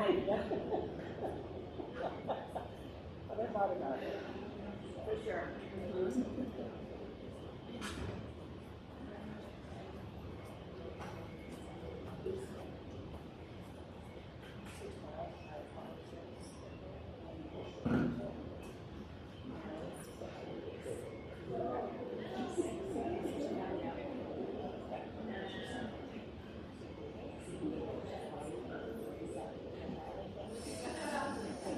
Testing.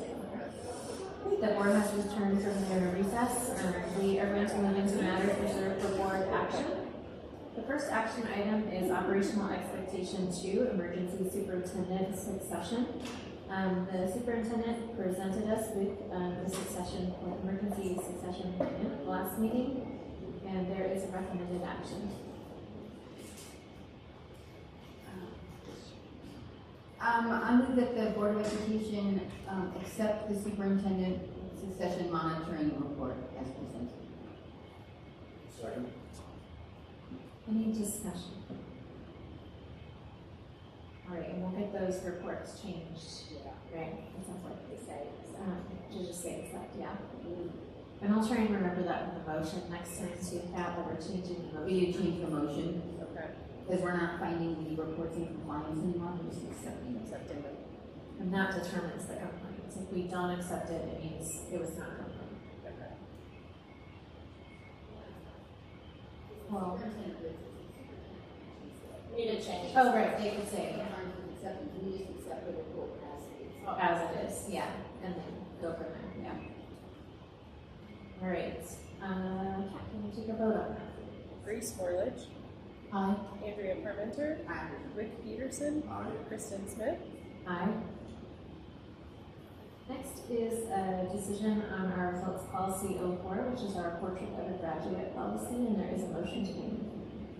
I move that the Board of Education accept the RP04 portrait of a graduate monitoring report as presented. I'm not sure if I made that motion right. Or table the results the same as the others. This was supposed to be based on. So, what we have at the top here is that we would determine reasonable progress. So again, I think accepting the report, we determine across the board.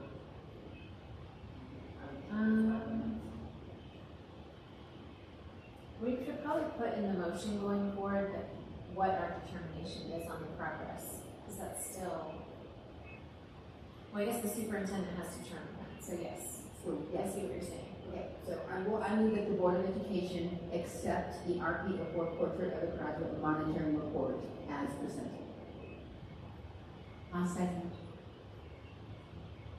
And then we'll need to change the board action at the bottom of these reports, because as it says right now, yeah. Okay. All right, any discussion? Pat, can you call vote on that? Grace Morlich. Aye. Andrea Parmenter. Aye. Rick Peterson. Aye. Kristen Smith. Aye.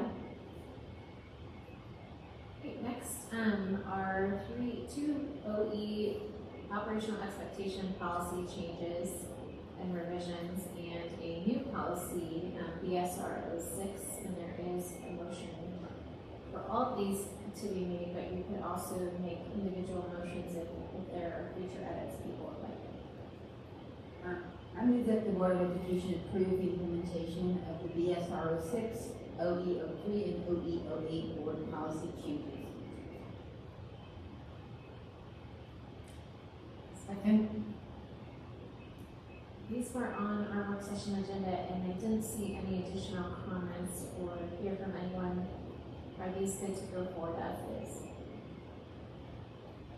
All right, Kat, can you call vote on this? Grace Morlich. Aye. Andrea Parmenter. Aye. Rick Peterson. Aye. Kristen Smith. Aye. Great. Item D is the long-range planning committee's plan. They had asked us to adopt decision triggers in accordance with their long-range planning committee, school replacement and consolidation planning framework. And so those consolidation triggers are what we will be voting on, just that piece of the plan. The rest of it is operational. So there is a motion that can be made.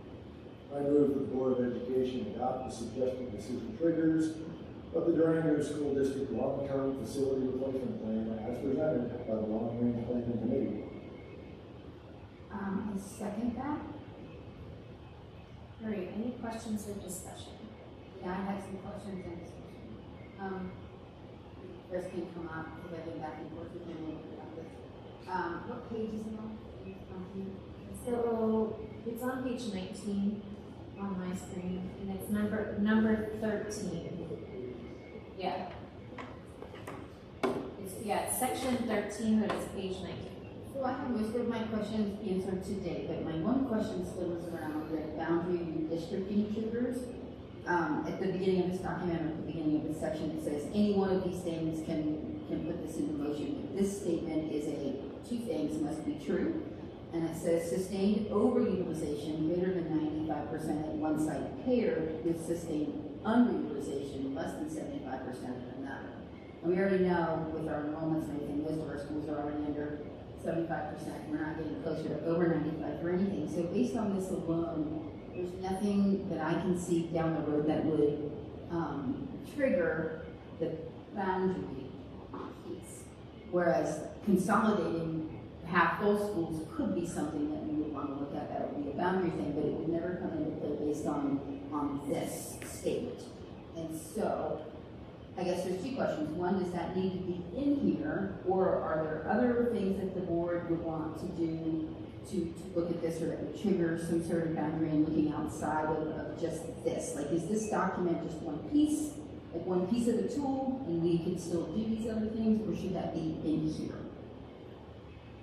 I've just been thinking about this since our communication, and I think we could potentially tackle this a couple of different ways. I don't disagree, especially when you look at our current utilization rates across the district.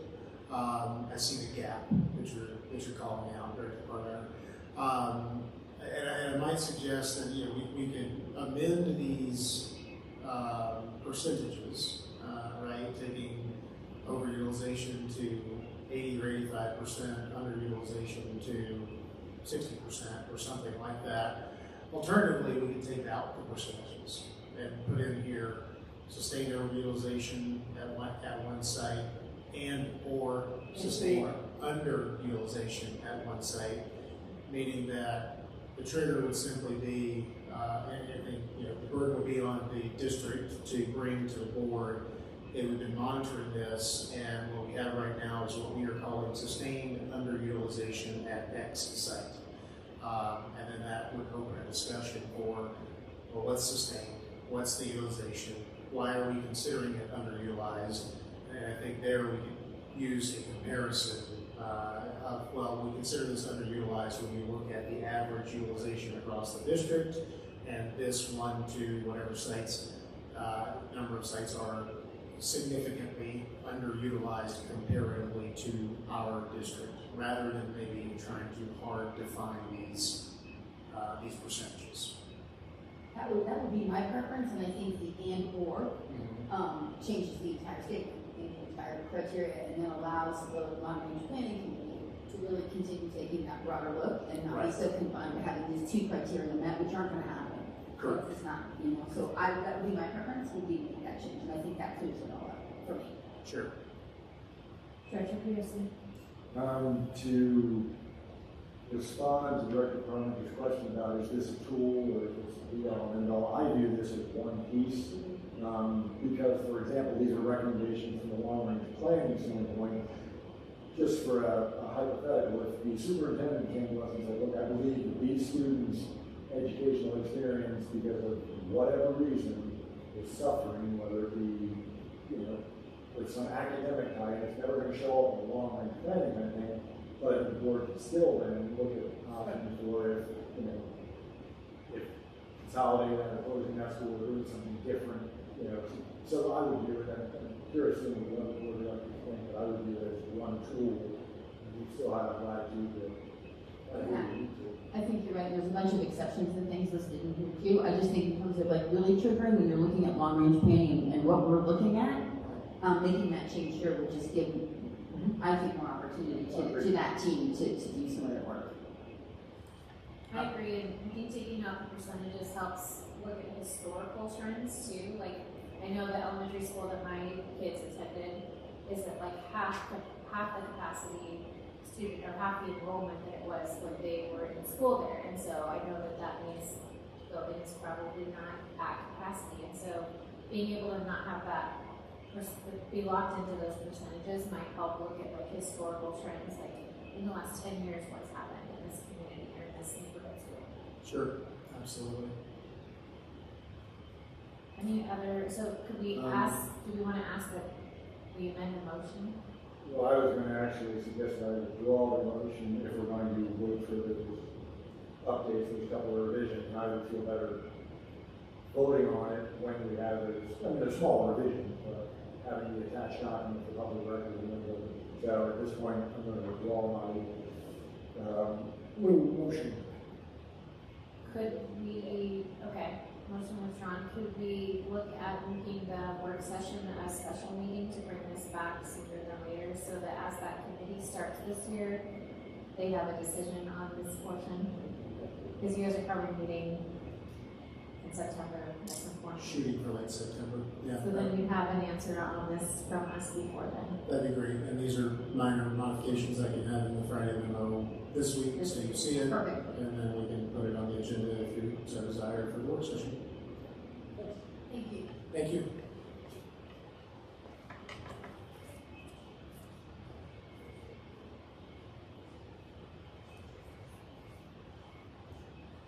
Okay, we'll schedule for that. And we are already at calendar review. Look at that. So we have our next work session at Fort Lewis Mesa Elementary. Do we have a quorum for that? Anybody know when that is? Everyone will be there. And we will have the students there. You're going to swear the students in at our regular meetings so that it's a more formal meeting and parents can come. And also this would be a difficult meeting for their families to get to, as it's the furthest school out there. So they're going to come, and my idea was to have them sit at the table with us and just observe. They will have one training session before they attend that meeting. Monday. Yep. So they'll sit, but they're just going to observe. And we'll introduce them, of course. But then they'll get sworn in at the next meeting in September, and then at the meeting at the end of September, they can participate. Can I add something? Yes. Carl, we are doing training coming Monday here, after school, early release, and then 2 weeks, not later than if you wanted to come in like you did before, and you can come in.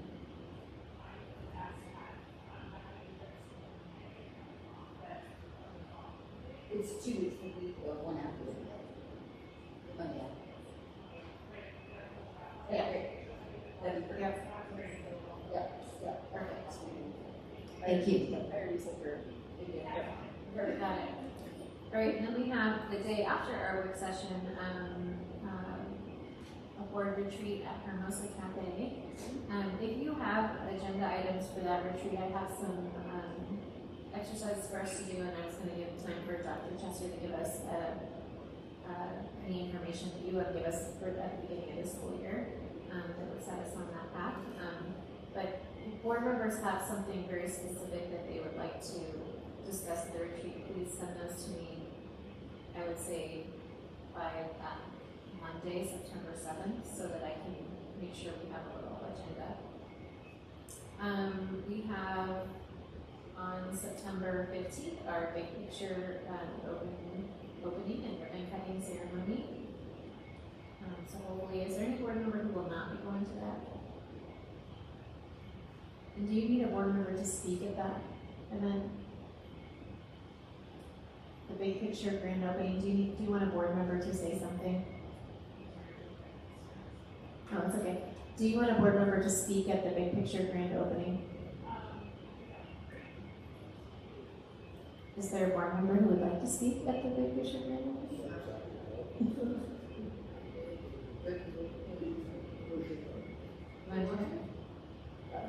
You're a good speaker. Go for it. Okay. Rick Peterson will be your board speaker. All right. And then we have our regular meeting on September 22nd. Do we have a quorum for that meeting? Second? All right. Those are all the dates. I'm sure there are other dates for people's committees and stuff, but those are all the whole board dates. And then you have that leaders date on your calendar for October and a bunch of other dates. That hopefully are populating on your calendar. Any other calendar items? All right, did everybody get an invite from their committees or any new committee they're on calendar invite? Yes, I got one from Vanessa for. And you got the Inclusive Excellence, did you get those, Grace? Did you get Inclusive Excellence? I did. Committee invites, okay. And DAC invites? I have. I don't believe I've gotten that. Okay. Dax hasn't sent it, but we know the date, so.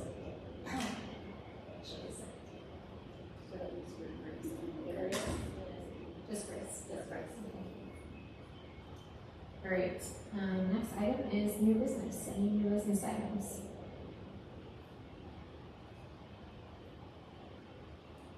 Yes. I am requesting discuss schools that rectors will visit. Oh, yes. So, Dr. Chesler, were you going to help us with that? I can't remember how we left it. When we said we were going to all try and visit the schools that are in like our districts that do it at their PTO or their SAC or something Yes. like that. So I guess So we I need think to we know. first need to identify which schools are in whose Well, district, because the middle school and high schools become I'll do that. tricky. I'll make a list. Well, there was at some point some kind of, maybe Kat can help us with this in board docs. At some point there was like an assigned list, but it would have been eight or more years ago. Yeah, you probably know who's yours. I'll send it to you, Karen, and then we can kind of decide. Yeah, and then I can connect you with the principal who can tell you this is when the PTA meetings are, other things. It's just you guys are gonna have to decide who gets, how you're gonna do the middle schools and the high schools. A couple of us go.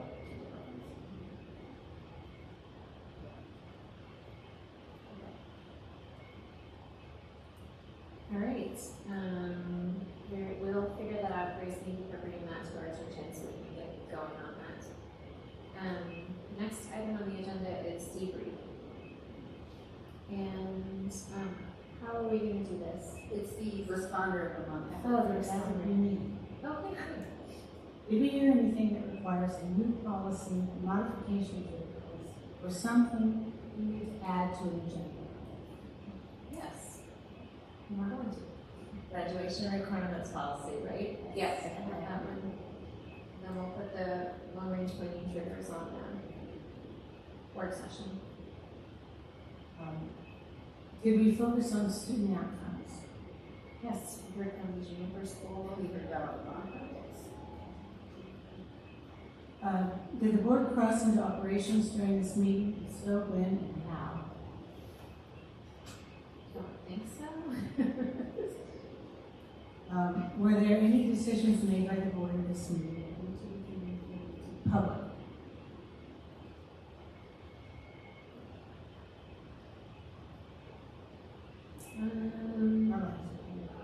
Yes. Yeah. Oh, sure. That's a good idea. I like that. Add a future include. I'm sorry. We might want to add that the board has modified 2 policies and changed added a policy as well. In our board policies, they're all on the agenda under that item C. Is there anyone the board would like to thank with a written note? I think it'd be nice to send Mr. Aspen. That'd be good. A welcome. I did send him a welcome email, but a handwritten note would be great. The executive team. I know. But don't worry, we have a designated appreciation. Do we want to send anything to Jeremy and John for coming to?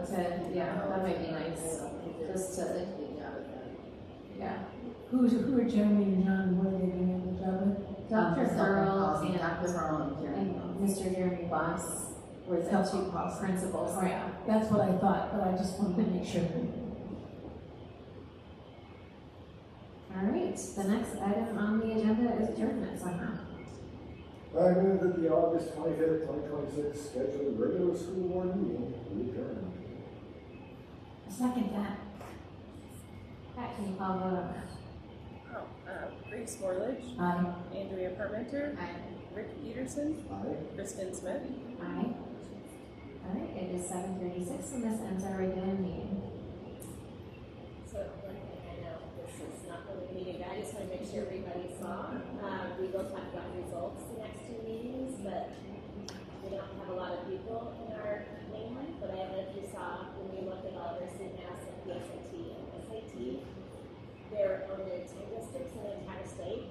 When you add all districts in one state that have higher scores than us, and when you look at the school districts that have 3,000 or more, there are only 7.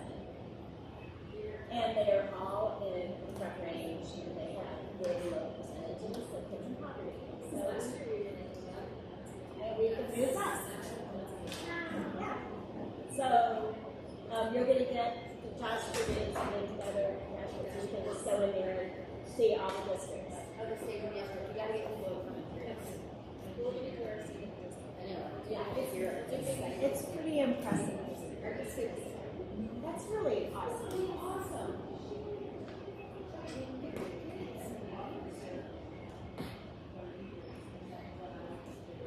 I just Dr. Aston, I wasn't sure.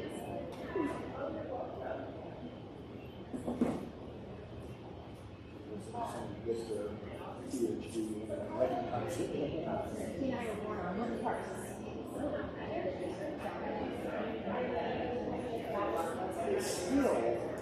Still haven't uploaded that video. The Mr.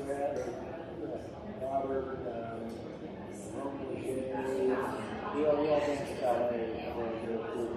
Oh, let's see that. That's fun. It was very, very fun. But yeah, that's, because yeah, Hazel's father was in it too. Andre was in it. I don't think who else is in it. Got another one. It was very funny. So my daughter had Robert for social studies in Miller. I want YouTube live channels. Like if I left there with my daughter. Yeah. So I don't really share only my friends. I wouldn't just throw it out on anyway.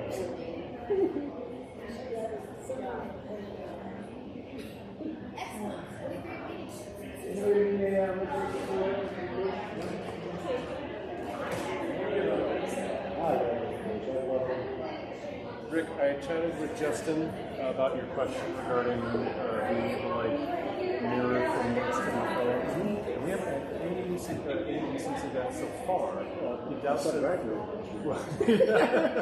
So, changing the controls on the computer. That's where it makes you. I got in there with the permission. Well, frankly, that kind of really deviates I personally like because the problem solving. Like when you first got here, you tapped it over.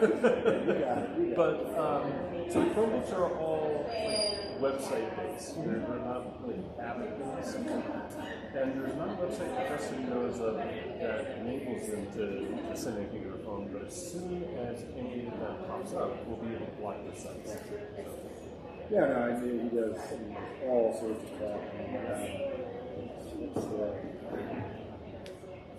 The social interaction thing, but it's for all the geeks and the nerds. I don't know what it's called. No. This is lots of gamers and all that, but there's so much stuff going back and forth there.